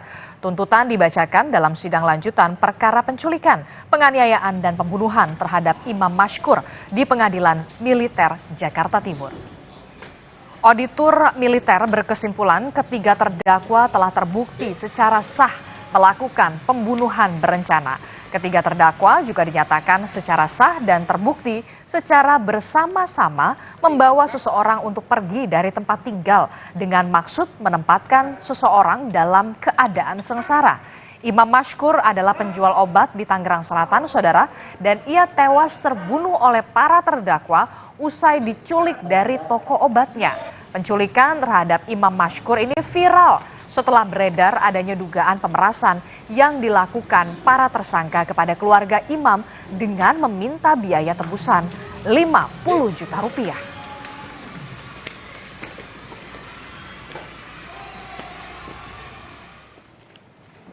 Berdasarkan uraian di atas, kami mohon agar Majelis Hakim Pengadilan Militer 208 Jakarta menyatakan para terdakwa terbukti bersalah melakukan tindak pidana secara bersama-sama melakukan pembunuhan berencana sebagaimana diatur dan diancam dalam pasal 340 KUHP itu pasal 55 ayat 1 ke 1 KUHP dan secara bersama-sama melakukan penculikan. Kita beralih ke sorotan lain, Saudara. DPR RI bersama dengan pemerintah menyetujui biaya penyelenggaraan ibadah haji 2024 atau BPIH sebesar 93,4 juta rupiah. Hal ini disampaikan langsung dalam paparan Menteri Agama Yakut Khalil Qomas dalam rapat penetapan BPIH bersama dengan Komisi 8 DPR.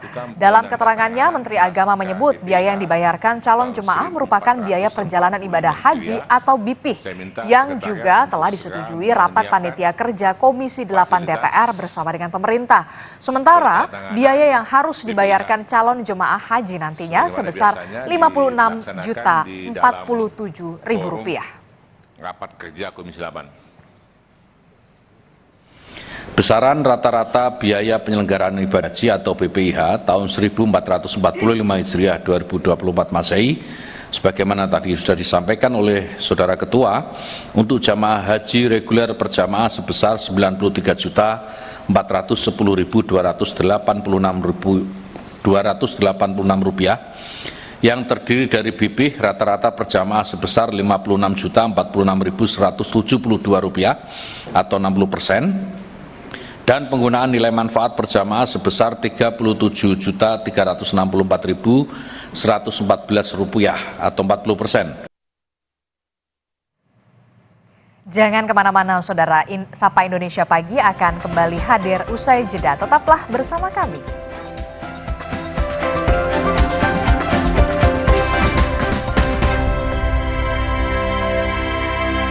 Pokal 2023-2024 babak 16 besar dimulai.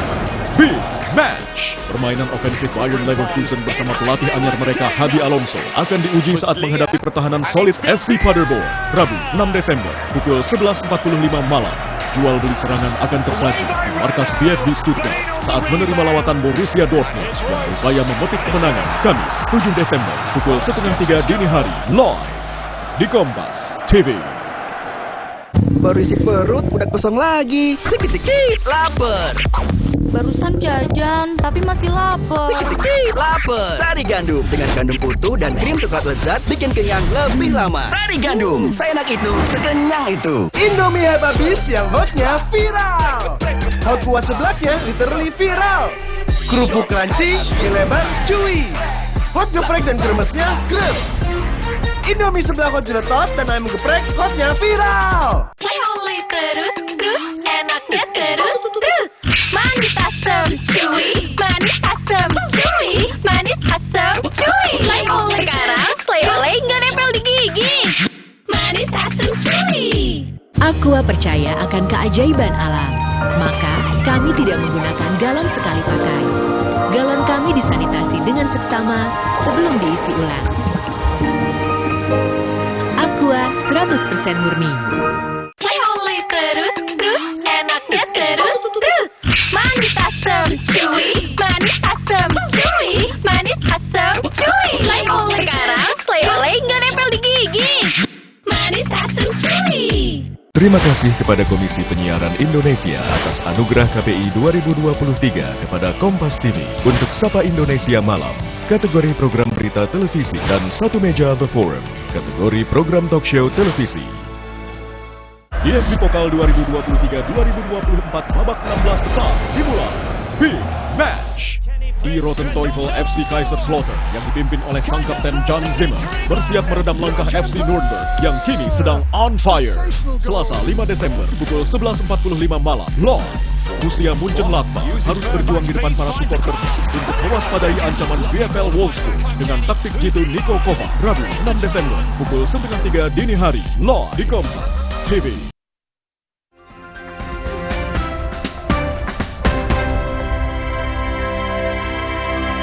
Informasi dari mancanegara di separuh akhir Sapa Indonesia pagi, saudara, tim penyelamat India akan memulai penggalian manual yang menjadi tahap terakhir untuk menyelamatkan 41 pekerja konstruksi yang terperangkap di terowongan gunung yang runtuh selama lebih dari 2 minggu di utarakan India. Sebelumnya pengeboran dilakukan secara vertikal menggunakan mesin bor, tetapi baru bisa menggali 20 meter. Tim penyelamat telah menggali dan memasukkan pipa setelah menggali secara horizontal hingga 46 meter. Untuk dijadikan jalan keluar para pekerja dan akan ditarik keluar dengan tandu. Mesin bor berulang kali rusak karena daerah pegunungan dan mengalami kerusakan yang tidak dapat diperbaiki. Tim penyelam bekerja semalaman untuk mengeluarkan bagian mesin bor yang tersangkut di dalam pipa sehingga penggalian baru dapat dimulai.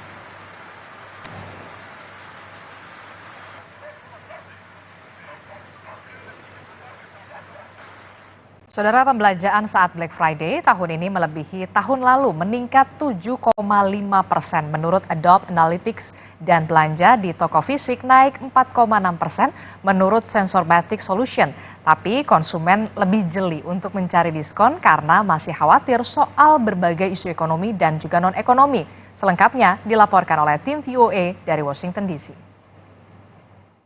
Semakin banyak konsumen Amerika Serikat memilih belanja Natal dan akhir tahun secara online. Tapi masih banyak juga yang memilih belanja di toko fisik.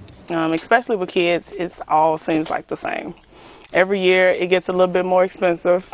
Masih relatif tingginya laju inflasi membuat banyak retail terbesar AS merevisi ekspektasi mereka mengenai pembelanjaan konsumen pada akhir tahun. Kenaikan tahunan indeks harga konsumen, salah satu indikator utama laju inflasi, sempat menembus 9% pada pertengahan 2022 dan berangsur turun dan saat ini berada pada kisaran 3%. Tapi bagi konsumen, harga berbagai kebutuhan tetap mahal karena yang terjadi saat ini hanyalah deselerasi alias perlambatan laju inflasi, bukan deflasi alias penurunan harga. Di luar laju inflasi, analis mencermati minat belanja konsumen juga tertekan beragam perkembangan. Inflation has indeed slowed, but that's just part of a myriad of different concerns that will weigh on consumers' minds as we continue with this holiday shopping season. And uncertainty about the future is the thing that most influences consumers' willingness to spend. And their decisions on spending will have a lot to do with the level of uncertainty. So, for example, it's not just inflation, it's war, it's El Nino, the weather, it's credit card debt being at a high level for many households. Uncertainty about the future is the bane of the holiday season. And we need for some of these things to settle down. Meski ancaman resesi sedikit mereda, peningkatan gejolak di luar negeri menambah keresahan konsumen. You have outbreak of war in the Middle East, you've got an ongoing war in Ukraine, so more geopolitical uncertainty than there probably has been in the last 25 years, I would say. And you have other types of uncertainty about the direction of the U.S. economy and the direction of interest rates. So these things all affect pricing and have to be dealt with. I wouldn't want to go too far on this, though. Traders often claim that uncertainty is particularly high at a point in time, but you can always point to times in the past where there's been even more uncertainty. The outbreak of the pandemic, for instance, or the global financial crisis in 2008. So as much uncertainty as there is, there has been more in the past. Indeks sentimen konsumen yang dipantau University of Michigan terakhir menunjukkan penurunan hampir 4% dibandingkan angka pada Oktober. Dari Washington DC, Nova Purwadi dan tim VOA. Beralih informasi dari Tiongkok, saudara, di Provinsi Shanshe, Tiongkok, satu-satunya panda dengan bulu berwarna putih dan coklat tertangkap kamera sedang bergelut dan menikmati bambu muda di pusat penelitian panda raksasa Qinling di Provinsi Shanshe, Tiongkok. Sebagai satu-satunya panda langka dan berhasil dirawat hingga tumbuh dewasa, panda bernama Qizai ini jadi satu-satunya panda coklat Qinling yang saat ini tercatat ada di pusat penelitian. Qizai lahir tahun 2009 di pusat penelitian dan termasuk dalam subspesies dan disebut sebagai panda Qinling. Mengacu pada pegunungan Qinling, tempat penelitian sempat menemukan keberadaan mereka.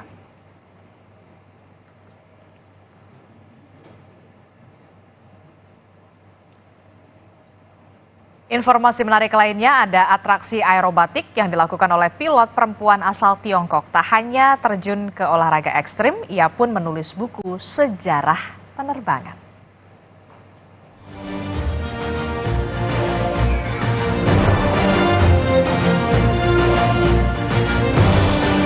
Wang, perempuan muda asal Tiongkok, menjadi pertama dan satu-satunya sebagai pilot aerobatik di acara Aero Asia 2023. Sejak umur 17 tahun, perempuan ini memulai perjalanannya sebagai pilot. Tanpa keraguan, Wang justru terjun ke olahraga ekstrim pesawat aerobatik. Pilot perempuan satu ini juga membuat buku tentang sejarah dunia penerbangan di Tiongkok. Wang pun menulis secara mendalam atas kecintaannya terhadap dunia penerbangan. 我从小就向往天空，也会对飞机着迷。飞机为什么会飞起来？它飞起来的时候到底安不安全？我会去查阅资料，我会去读书，下一步就是想去尝试了。尝试了之后，就再也停不下来了。 Pada minggu kemarin, Wang sukses melakukan serangkaian manuver udara selama 4 hari di pameran Aero Asia 2023 di Guangdong, Tiongkok.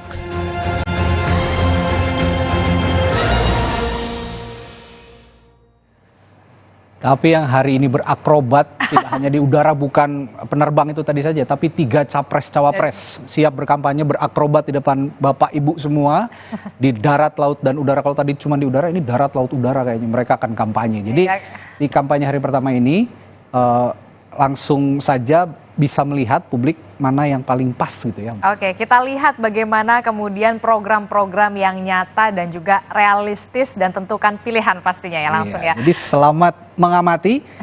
para calon pilihan Anda dan kami akhiri Sapa Indonesia Pagi kali ini. Saya Radi Saputro. Dan saya Adi Larasati, terima kasih sudah bersama kami di Sapa Indonesia Pagi. Sampai jumpa.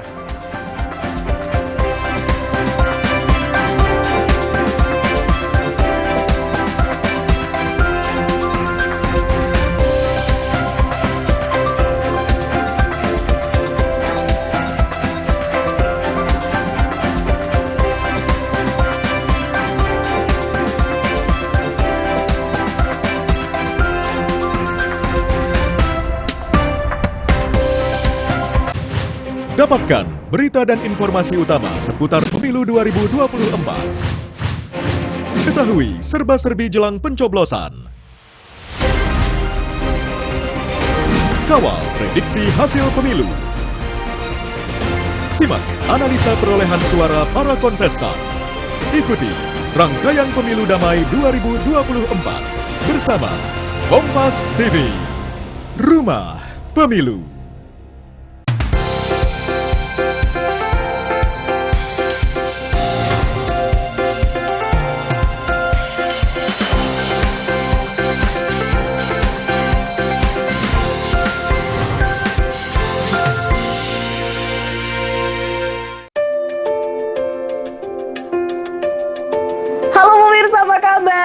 Semoga semua dalam keadaan sehat. Senang sekali nih Tia Yusti bisa ketemu lagi dengan pemirsa dimanapun Anda berada. Gimana? Sudah olahraga belum? Wah, kalau saya sih jujur belum. Jujur ya, karena memang dengan mobilitas yang sangat tinggi, belum lagi dengan alasan-alasan yang aduh outfitnya belum ada, terus nggak punya personal trainer, terus kalau mau olahraga kayaknya mager, belum lagi bayar gym mahal, aduh. Terus belum lagi ini itu segala macam, padahal olahraga itu sangat penting. Nah, sekarang kita akan berbincang-bincang ya, gimana sih caranya supaya bisa tetap olahraga dimanapun, kapanpun, dan dengan cara yang smart. Jadi nggak ada lagi deh alasan nggak olahraga, karena ternyata olahraga ini penting sekali untuk kesehatan kita. Dan kita akan berbincang-bincang bersama dengan narasumber kita hari ini. Ada Bapak Andreas. Halo Pak Andreas, apa kabar? Tia, baik. Wah, ketemu lagi nih kita. Ini aku seneng deh kalau ketemu Pak Andreas ini, pasti ada solusi-solusi untuk kaum mager ya, seperti saya ya. Iya dong, harus. Kita zaman sekarang udah zaman yang everything easy, quick ya, cepet. Maunya cepet, maunya mudah, maunya gampang, maunya kapan aja, di mana aja. Kalau bisa baru dipikirin udah ting ada di depan. Betul, gitu ya. maunya seperti itu. Dan Tapi kalau tadi dia kan mention kalau malas olahraga kenapa? Karena harus ke gym dulu, harus pakai personal trainer dan mahal ini itu. Ngisiin Belum waktu. sekarang macet. Nah, itu di dia. jalan bisa macet 1-2 jam belum nyampe ke tujuan. Belum bensin sekarang juga mahal. Aduh, dan setuju. banyak hal lagi yang harus kita perhatikan. Kalau kita mau nge-gym harus bawa alat dulu. Kita harus siapin baju, siapin sepatu.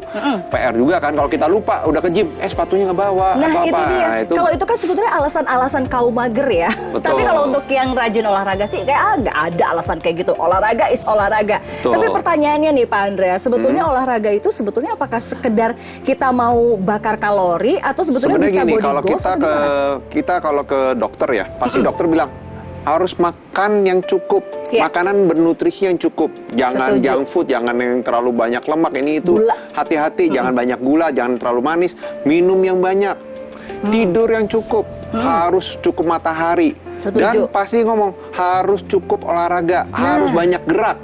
Tapi dari semua itu yang disarankan oleh dokter, yang paling didiskriminasi adalah olahraga. Padahal nggak mungkin kamu nggak minum, nggak mungkin kamu nggak makan, nggak mungkin kamu nggak tidur. Olahraganya ini selalu didiskriminasi. Kenapa? Sebulan sekali belum selalu tentu ya. jadi alasan. Kenapa? Dan tanpa disadari, apapun yang kita lakukan, kita makan, kita minum yang enak, kita lakukan banyak hal, pasti makan sehari berapa kali? 3 kali, minum berkali-kali. ya. Itu semua kita menimbun lemak, menimbun kalori, dan kolesterolnya pasti meningkat, lemaknya meningkat, bisa diabetes, bisa macam-macam. Bisa dibilang ini makanan-makanan yang kita konsumsi, walaupun dia sebaik apapun makanannya, sesehat apapun makanannya, udah organik, udah mahal, tapi kalau olahraganya nggak cukup, kurang terserap pasti dengan terjadi maksimal apa? ya. Kita menjadi kolesterol, darah tinggi, kita jadi macam-macam penyakit. Kenapa? Karena yang kita makan kita nggak olah, kita nggak bakar, kita tidak memakainya, sehingga efeknya ke badan kita jadi lemes, tidurnya jadi nggak enak, pengen ngapa-ngapain mager. Kenapa? Hormonnya jadi nggak stabil karena kita tidak olahraga dan kita tidak punya endorfin. Hormon endorfin itu nggak ada, jadi kita merasa kayaknya nggak nyaman, ini nggak nyaman, pegel-pegel, nggak enak, gerak nggak enak, darahnya nggak lancar, menyebabkan itu semua terjadi tanpa disadari. Tapi aku mau agak disclaimer nih ya, Pak Andreas. Aku kan rajin nyiram tanaman, angkat-angkat pot, nyapu, ngepel, gerak. Itu termasuk nggak sih olahraga? Itu namanya olahraga aerobik. Oh gitu. Nah, olahraga aerobik itu bukan olahraga yang dimaksud pada umumnya oleh ahli. Kenapa? Olahraga aerobik itu kamu nggak usah olahraga, tiap hari kamu lakukan. Tapi lemaknya tetap ada kan? Kolesterol tetap kolesterol, tetap diabetes, kadar gulanya tinggi. Tekanan darahnya tetap tinggi, biarpun kamu sering ngepelnya 1 hektar, percuma isinya gitu. Kenapa? Karena otot kamu tidak pakai. Jadi harus olahraga itu harus anaerobik. Kalau ngepelnya sambil bawa dumbbell gitu baru itu ya. Beda lagi, itu bukan ngepel istilah gitu. Nah, kalau kamu olahraga pakai anaerobik itu sangat baik. Kenapa gitu. nih? Kalau kita olahraga nih menggunakan otot kita, kita lakukan nih dalam waktu sehari nih setengah jam atau 1 jam saja, kita pakai alat berat atau bergerak tertentu dalam waktu singkat nih, jangka pendek kamu lakukan itu rutinnya 2 minggu deh, kamu pasti akan berasa tidur langsung berasa lebih enak.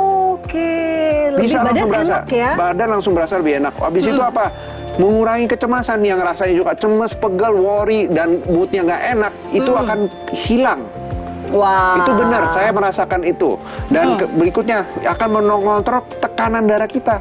Tekanan darah yang terlalu rendah atau tekanan darah yang terlalu tinggi itu akan lebih baik. Kenapa? Karena jantung kita bekerja sehingga oksigen yang diserap oleh jantung itu lebih maksimal, sehingga darah itu lebih lancar. Kalau darah kurang oksigen, badan pasti nggak sehat, badan pasti lemas. Ini saya setuju ya, ini olahraga jangka pendek aja banyak sekali manfaatnya, gimana kita olahraga jangka panjang. Nih, kalau kita jangka panjang nih, kita rutin olahraga, selain yang tadi 3 tadi, kita berasa otak kita lebih segar, memori mikir lebih enak. Betul nggak? Kita banyak gerak aja, kita berasa badan kita lebih free, lebih segar. Makanya sekarang sejak pandemi, orang pengen yang udah biasa olahraga akan lanjut olahraga terus.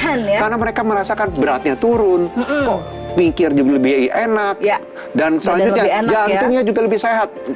Banyak orang nih, anak muda nih, 30 tahun, 35 tahun kena stroke. Serangan jantung, ini ngeri banget meninggal. Aduh, dan juga ini bisa mencegah kanker. Bisa mencegah kanker kalau kamu sehat, hormon kamu stabil, pembakaran lemak, kolesterol semua lancar, itu nggak akan terjadi kanker. Kenapa terjadi kanker? Karena banyak racun-racun di dalam tubuh yang nggak bisa dibuang. Baik, ini juga berat badan yang sehat, terus juga penguatan tulang dan juga keseimbangan dan tulang jadi lebih padat karena kita sering bagus, pakai ototnya dan kita sering pakai tulangnya, maka dia akan lebih sehat, mencegah osteoporosis. Betul sekali. Nah, ini pertanyaannya, gimana dong untuk kaum mager seperti saya ini ya, apakah ada solusinya supaya bisa tetap olahraga dimanapun, kapanpun dengan cara yang smart? Nah, kita akan perkenalkan sebuah alat yang sangat spesial. Ini adalah Foxon F1. Apa sih Foxon F1? Jangan kemana-mana, kita akan kembali lagi setelah yang satu ini.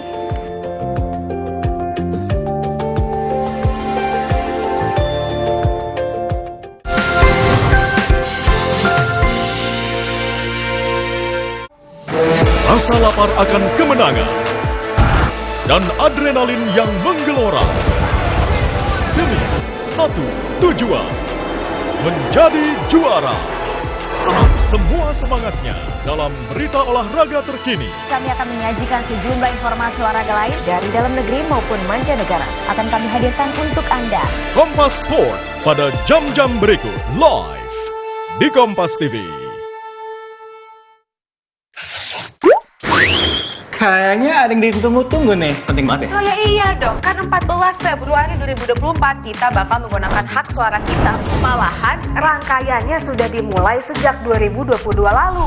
Nah, di Oktober hingga November 2023 akan berlangsung rangkaian pencalonan presiden dan wakil presiden.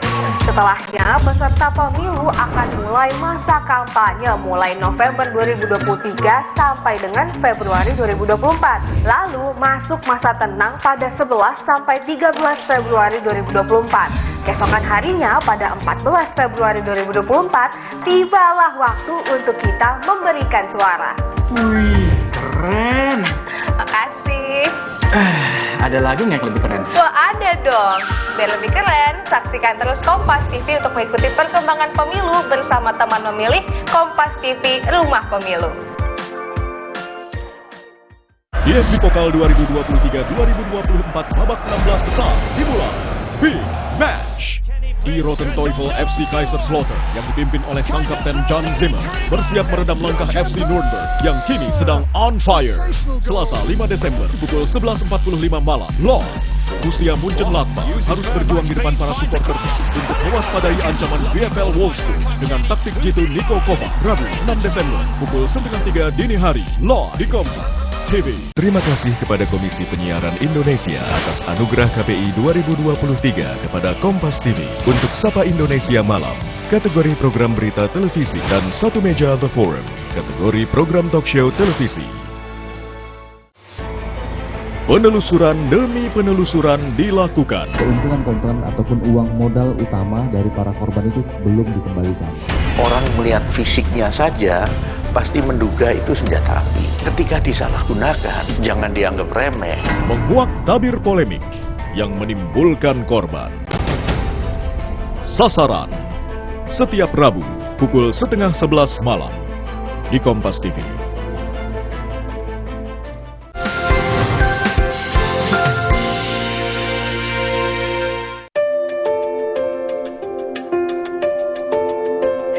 Ya pemirsa, ini langsung penasaran ya, seperti apa sih alat olahraga atau alat bantu olahraga yang bisa membuat kita olahraga dimanapun, kapanpun dengan cara yang smart. Nah ini seperti Pak Andreas gunakan ya. Ini kalau dilihat alatnya sebetulnya ringan, tapi ketika digunakan tuh, wow, efeknya bisa menggerakkan otot-otot. Ini apa nih? Bicep, tricep? Nah ini semua. Jadi bicep saya, tricep saya, deltoid saya, back saya, front saya, chest saya semua bergerak. Sampai ke perut juga? Sampai. Ini kan kita melakukan sekarang lagi kayak jogging. Saya ini lagi jogging, tapi otot kaki saya nggak gerak, otot tangan saya yang lagi jogging. Oke, ini saya mau pembuktian ya. Jadi biasanya kan kalau sekarang orang-orang sudah smart ya, menggunakan smartwatch. Ini bukan bonus. Sekali lagi ini hanya untuk menunjukkan bahwa saya pakai smartwatch ya. Saya nyalakan smartwatch. Kita tunjukkan dulu heart rate-nya. Saya tunjukkan, kita reset dulu. Pilih spot dulu. Nah, ini bisa dilihat untuk kalian semua bahwa Foxconn F1 ini ternyata memang memiliki banyak sekali fungsi. Dan fungsinya bisa kita lihat langsung dengan pembuktian menggunakan smartwatch. Oke, kita lihat di sini. Ini masih 0 semuanya, heart rate-nya masih 80-an. Dan sekarang kita gunakan kurang lebih selama 5-10 menit ya? 5-10 menit, kita bisa lihat nih dengan smartwatch ini, dia bisa membaca sudah berapa kalori yang terbakar. Ya, gitu sudah berapa kalori yang terbakar. Namun pertanyaannya sebetulnya F1 ini bisa apa aja sih? Yang jelas bisa membantu untuk melancarkan aliran darah, kemudian juga membakar lemak dan kalori tubuh, jadi tetap sehat dan fit. Nah, ditambah lagi bisa mengurangi otot-otot yang kaku. Nah, biasanya nih, orang yang suka di depan gadget ataupun komputer, ini yang bergerak hanya jarinya saja. Jadi otomatis otot yang lain ini tidak bergerak dan tidak dilatih. Dan ditambah lagi ini bisa menguatkan otot jantung dan juga menambah tenaga dan massa otot serta membuat tidur lebih nyenyak. Betul sekali Tia. Nah ini kenapa bisa terjadi? Karena alat ini mengirimkan signal aliran listrik ringan untuk mengaktifkan biomagnetik yang di badan kita, khususnya di bagian otot kita. Jadi ini ligamen kita punya tendon, kita punya otot, itu sambungan sampai ke tulang semua itu tereaksi nih. Jadi ini satu badan saya nih dialiri.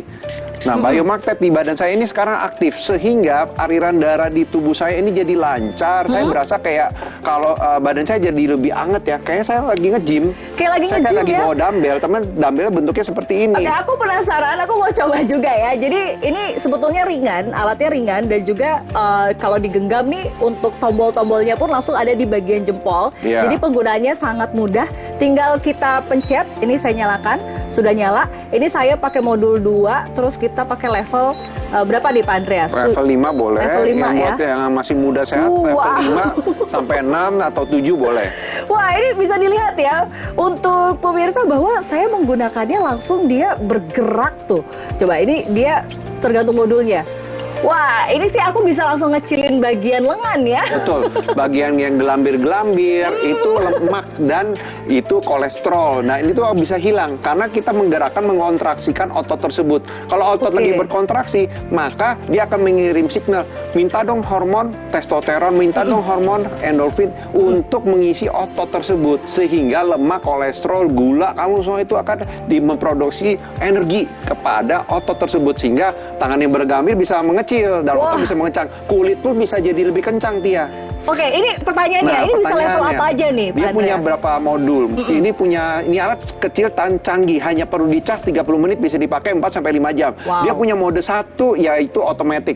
Punya mode 2 itu basic yang seperti Tia pakai itu mode 2, mode 3 kardio, mode 4 itu kekuatan. Jadi dia bisa men-train kekuatan badan kita.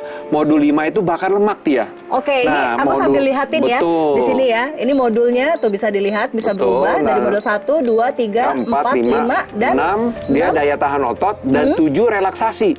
7 relaksasi. Betul. Oh, ini memang getarannya beda-beda ya Beda-beda. setiap Jadi modul setiap ya. modul itu memberikan frekuensi berbeda sehingga fungsinya nih selain bisa buat bakar lemak, dia bisa membantu menurunkan berat badan, dia bisa menurunkan kolesterol, menstabilkan darah tinggi, bisa membantu mengolah gula yang berlebihan yang sehingga diabetes di tubuh kita itu bisa berkurang, bisa menjaga kesehatan jantung. Dan dia juga bisa membentuk dan meningkatkan massa otot dan terapi refleksi dan kesemutan dan otot yang kaku yang bahkan yang susah tidur itu akan bisa hilang. Contohnya kalau kita susah tidur, kita pakai modul 1, 2, 3, dan 7. Kalau aku mau nurunin berat badan nih. Nah, berat badan. Kalau mau nurunin berat badan, kita pakai modul 1, 2, 3, dan 5 bergantian.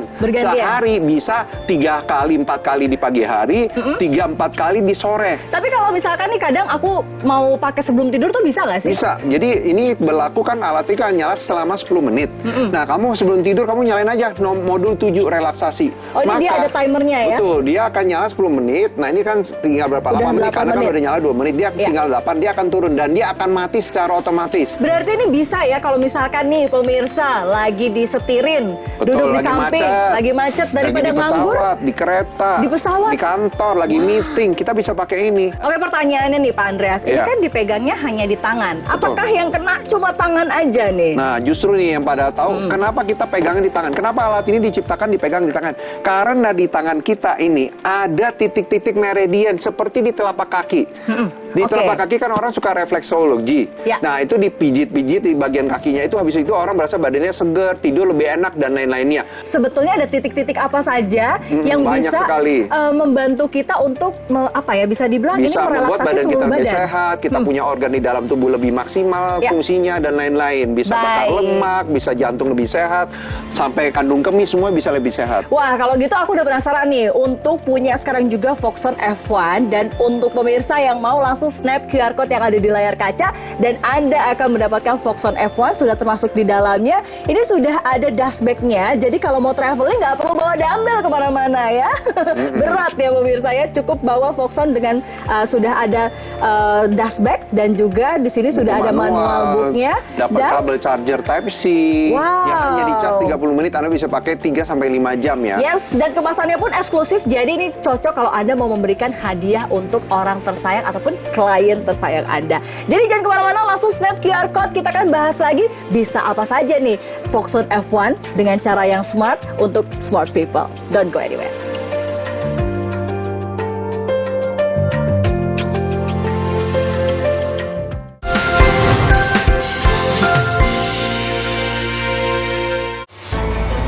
Penelusuran demi penelusuran dilakukan. Keuntungan ataupun uang modal utama dari para korban itu belum dikembalikan. Orang melihat fisiknya saja pasti menduga itu senjata api. Ketika disalahgunakan, jangan dianggap remeh. Menguak tabir polemik yang menimbulkan korban. Sasaran setiap Rabu pukul 10:30 malam di Kompas TV. Dapatkan berita dan informasi utama seputar pemilu 2024.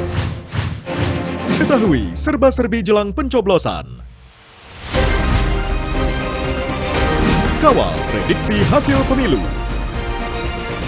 Simak analisa perolehan suara para kontestan. Ikuti rangkaian pemilu damai 2024 bersama Kompas TV, Rumah Pemilu. Selamat datang di kuis warna-warni surat suara, sebuah kuis yang akan menguji wawasan tentang arti atau maksud dari warna-warna yang tercetak pada lembar surat suara yang akan kita coblos pada pemilu 2024. Apakah kalian bisa mengidentifikasi perbedaan warna pada setiap surat suara? Merah? Benar! Surat suara untuk pemilihan DPD RI. Kuning? Surat suara untuk pemilihan DPR RI. Hijau untuk apa ya? Hijau untuk pemilihan DPRD kabupaten atau kota. Biru. Surat suara untuk pemilihan DPRD provinsi. Ya, dan yang terakhir, abu-abu. Surat suara untuk pemilihan presiden dan wakil presiden. Tetap ikuti berita dan informasi seputar pemilu 2024 bersama Kompas TV, Rumah Pemilu. Salam dan sampai jumpa. DFB Pokal 2023-2024 babak 16 besar dimulai. Big Match. Permainan ofensif Bayer Leverkusen bersama pelatih anyar mereka Xabi Alonso akan diuji saat menghadapi pertahanan solid SC Paderborn. Rabu 6 Desember pukul 11.45 malam. Jual beli serangan akan tersaji di markas VfB Stuttgart saat menerima lawatan Borussia Dortmund yang berupaya memetik kemenangan. Kamis 7 Desember pukul 2:30 dini hari live di Kompas TV. Terima kasih kepada Komisi Penyiaran Indonesia atas anugerah KPI 2023 kepada Kompas TV untuk Sapa Indonesia Malam, kategori program berita televisi, dan Satu Meja The Forum, kategori program talk show televisi. Rasa lapar akan kemenangan dan adrenalin yang menggelora demi satu tujuan, menjadi juara. Serap semua semangatnya dalam berita olahraga terkini. Kami akan menyajikan sejumlah informasi olahraga lain dari dalam negeri maupun mancanegara. Akan kami hadirkan untuk Anda. Kompas Sport pada jam-jam berikut live di Kompas TV.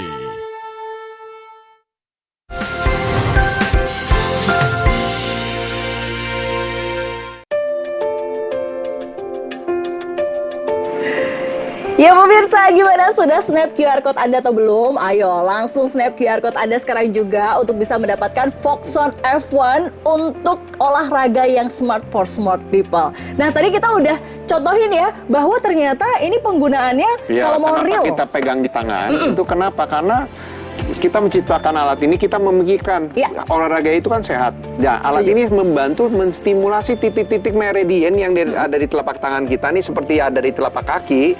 Jadi tangan kita megang gini, biomagnet di tubuh kita diaktifkan kembali. Jadi jantung kita, paru-paru, kita punya ginjal, kita punya perut, sampai ke otak, ke lain-lainnya itu terstimulasi. Sehingga tanpa disadari, selain kita badan lebih sehat, otot lebih padat, semua titik ini terstimulasi. Kita punya kesehatan, daya tahan tubuh, kita bisa menghindari stroke, bisa menghindari kanker, kita bisa menghindari darah tinggi, bisa menghindari diabetes dan lain-lain.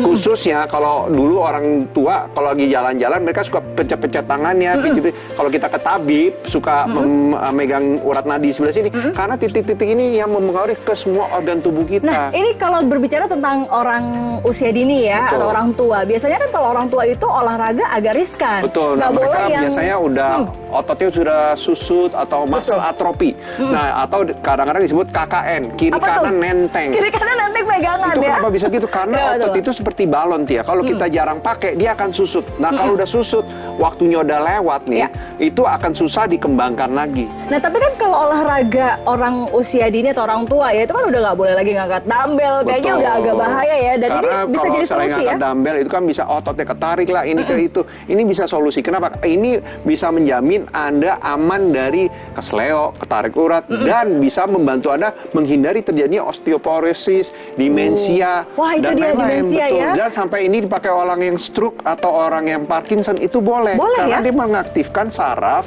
ligamen, tendon, dan otot dan mensehatkan tulang kita. Dengan resiko yang sangat-sangat minimal sangat minim. ya. Bisa dibilang nggak ada resiko sama sekali. Karena kita yang mengatur, kita mau pakai modul berapa, kita mau pakai level kekuatan berapa, 1 sampai 15 kita kontrol aja, mau pakai 5, mau pakai 6, mau pakai 7, kita bisa kontrol. Selama kita nyaman, kayak saya pakai level 10 nih, saya nyaman, ya udah saya pakai terus. Tapi ini kalau orang kan berbicara tentang aliran listrik, ini aman nggak sih, Pak Ini Andreas? aman. Jadi kalau kita ke rumah sakit, kita fisioterapi, ini sama menggunakan aliran listrik ringan. Kenapa? Karena hanya aliran listrik ringan ya. Kalau di ICU, ada orang yang jantungnya hampir berhenti. Mereka lakukan apa?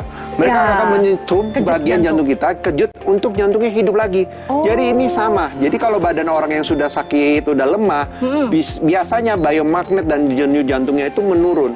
Dihidupkan kembali dengan ini. Latihan kardio tetap ya, terapi kardio, terus juga saraf-saraf, terapi biomagnet sehingga mengaktifkan kita punya otak, kita punya aliran darah, bahkan jantung kita nih yang kalau naik turun tangga aja bisa ngos-ngosan. Setelah pakai ini dijamin 2-3 minggu ngos-ngosannya hilang. Wah, ini tapi penasaran, boleh digunakan oleh siapa saja sih Pak Andreas? Apakah boleh usia digunakan tertentu? oleh dari yang ABG sampai yang aktif di kantor sampai ke orang tua juga boleh. Orang tua Aman. boleh ya? Dan Aman ini diciptakan dengan sistem dari Jepang. Jadi mereka udah mempelajari siapa aja boleh pakai karena dibikin berapa level, dibikin berapa modul karena memikirkan kepentingan orang kita yang aktif, yang suka macet, yang suka di rumah nonton TV, nggak ada kegiatan, pegang ini dan maka tanpa disadari Anda udah sehat dengan alat yang sesimpel ini. Wah, ini kalau dilihat ya efeknya tuh beda-beda. Ini langsung tuh tadi getar-getar, lalu juga nanti dia Ini kan mau modul yang kamu pakai kan basic. Ada modul kekuatan. Dia akan berasa kayak diperes. Ini diperes nih. Ini sekarang saya sedang kayak diperes modul nih. apa? Kardio. Anda akan seperti lagi kardio padahal Anda berdiri. Nah, ada modul apa? Modul endurance, ketahanan otot. Ada modul apa? Bakar lemak. Nah, otot Anda dibakar, lemak Anda juga dibakar dipakai gitu. Baik, nah ini kalau saya perhatikan, ini memang cara penggunanya sangat mudah. Jadi tinggal kita pegang saja, otomatis dia akan memodul sendiri ya. Kamu lihat ya, saya lagi begini nih. Saya punya hormon testosteron meningkat nih. Saya punya manhood, keperkasaan meningkat. Kenapa? Otot saya bergerak, hormon testonya akan meningkat. Kenapa? Karena kolesterol saya dipakai, gula saya dipakai, protein saya dipakai, lemak saya dipakai untuk produksi testosteron. Jadi semangat ya Pak Andreas saya ya. jadi lebih hormon endorfinnya lebih meningkat. Saya juga lebih happy, lebih senang, perkasaan saya juga meningkat. Dan saya keringetan nih lama-lama saya kan pakai smartwatch nih. Tadi kita saya buktikan udah ya. 16 berapa nih? Saya nggak Coba kita lihat menit dulu. Nih. Saya sudah pakai 16 menit. 16 menit. Heart rate saya di 120-an. Wow, tadi padahal 80-an ya. Sudah kebakar 130 kalori. 130 kalori. Kelihatan nggak nih? Maaf ya. Tuh. Wow, ini bisa dilihat ya. Jadi kalau mungkin Anda kalau melihat secara kasat mata nggak ketahuan nih seperti apa penggunaannya. Tapi kalau kita sudah menggunakan smartwatch, ini membuktikan bahwa heart rate-nya naik dari 80 jadi 120-an. Itu berarti kardionya tetap dilatih ya. Betul. Terus untuk tadi kalori ya? Kalori juga kita terpakai, kalori badan kita, lemak kita, gula kita, kolesterol kita. Jadi kalau kita punya kolesterol, kolesterolnya terlalu tinggi, atau kita punya lemak terlalu banyak, nggak ada salahnya sebetulnya karena nggak dipakai itu jadi masalah. Kalau kita pakai itu malah menjadi sehat, itu nutrisi buat tubuh kita sebenarnya. Betul Pak Andreas, ini memang ruangan ber-AC ya, tapi saya berkeringat loh ini. Coba aku mau kalau kita pakai dulu. ini, dijamin Anda pasti akan berasa badannya lebih hangat. Berasa apa? Berasa keringetan dan berasa haus. Kenapa? Karena otot kita bekerja. Telapak tangannya basah. Langsung basah, jadi aku langsung keringetan, mungkin nggak terlalu kelihatan ya. Tapi ini memang betul-betul saya berkeringat, padahal dari tadi cuma megang doang. Betul. Tapi ini langsung berkeringat ya. Dipakai mau caranya gimana aja bisa. Ini garansi ya pasti ya? Ini garansi 6 bulan. Garansi 6 bulan. Nah, untuk Anda semua silahkan langsung snap QR Code yang ada di layar kaca, atau kalau mau kepoin bisa langsung intip di Instagram Kaplaza ID. Atau kalau mau check out-nya di e-commerce silahkan, ini ada di Kaplaza Official Store. Dan juga kalau nggak mau repot, langsung snap QR Code yang ada di layar kaca, karena kita lagi kasih harga spesial untuk Anda. Ingat, satu promo hal nih, terbatas. harga spesial ini investasi nih buat kesehatan. Harga spesial ini Anda investasi buat kesehatan. Anda sekali makan aja, makan steak 400-500 ribu. Anda Sendiri cek darah bisa 1-2 juta. Tapi ini alat nih, Anda beli sekali dengan harga spesial, Anda bisa pakai bertahun-tahun. Dan bisa gantian ya? Dan bisa gantian satu keluarga bisa pakai ini, bisa bergantian. Wah, ya udah deh kalau gitu nggak usah tunggu lama lagi, langsung saja check out sekarang juga dengan cara snap QR Code yang ada di layar kaca Anda untuk mendapatkan harga spesial dari Foxon F1. Pak Andreas, terima kasih banyak. Sama-sama Tia, solusinya. thank you banget. Ini buat aku kaum rebahan, kaum mager, kaum yang alasannya banyak banget kalau mau olahraga. Kaum yang hidup di kota yang nggak ada waktu, ini cocok banget. Ini nggak ada lagi alasan nggak olahraga kalau udah punya Foxon dan F1. para wanita jangan salah, kalau Anda rutin olahraga, pasti kulitnya lebih cerah, lebih kencang. Setuju. Khususnya nih bagian tangan sini yang gelambir-gelambir hilang. Hilang semua lemak-lemak yang tidak cowok-cowok yang jarang berguna. olahraga, perkasaannya berkurang, ini akan teratasi. Terstimulasi lagi keperkasaannya ya. Oke deh kalau gitu untuk smart people yang mau coba cara olahraga yang smart dimanapun kapanpun langsung beli sekarang juga Foxon F1. Tia Istianya pamit, bye.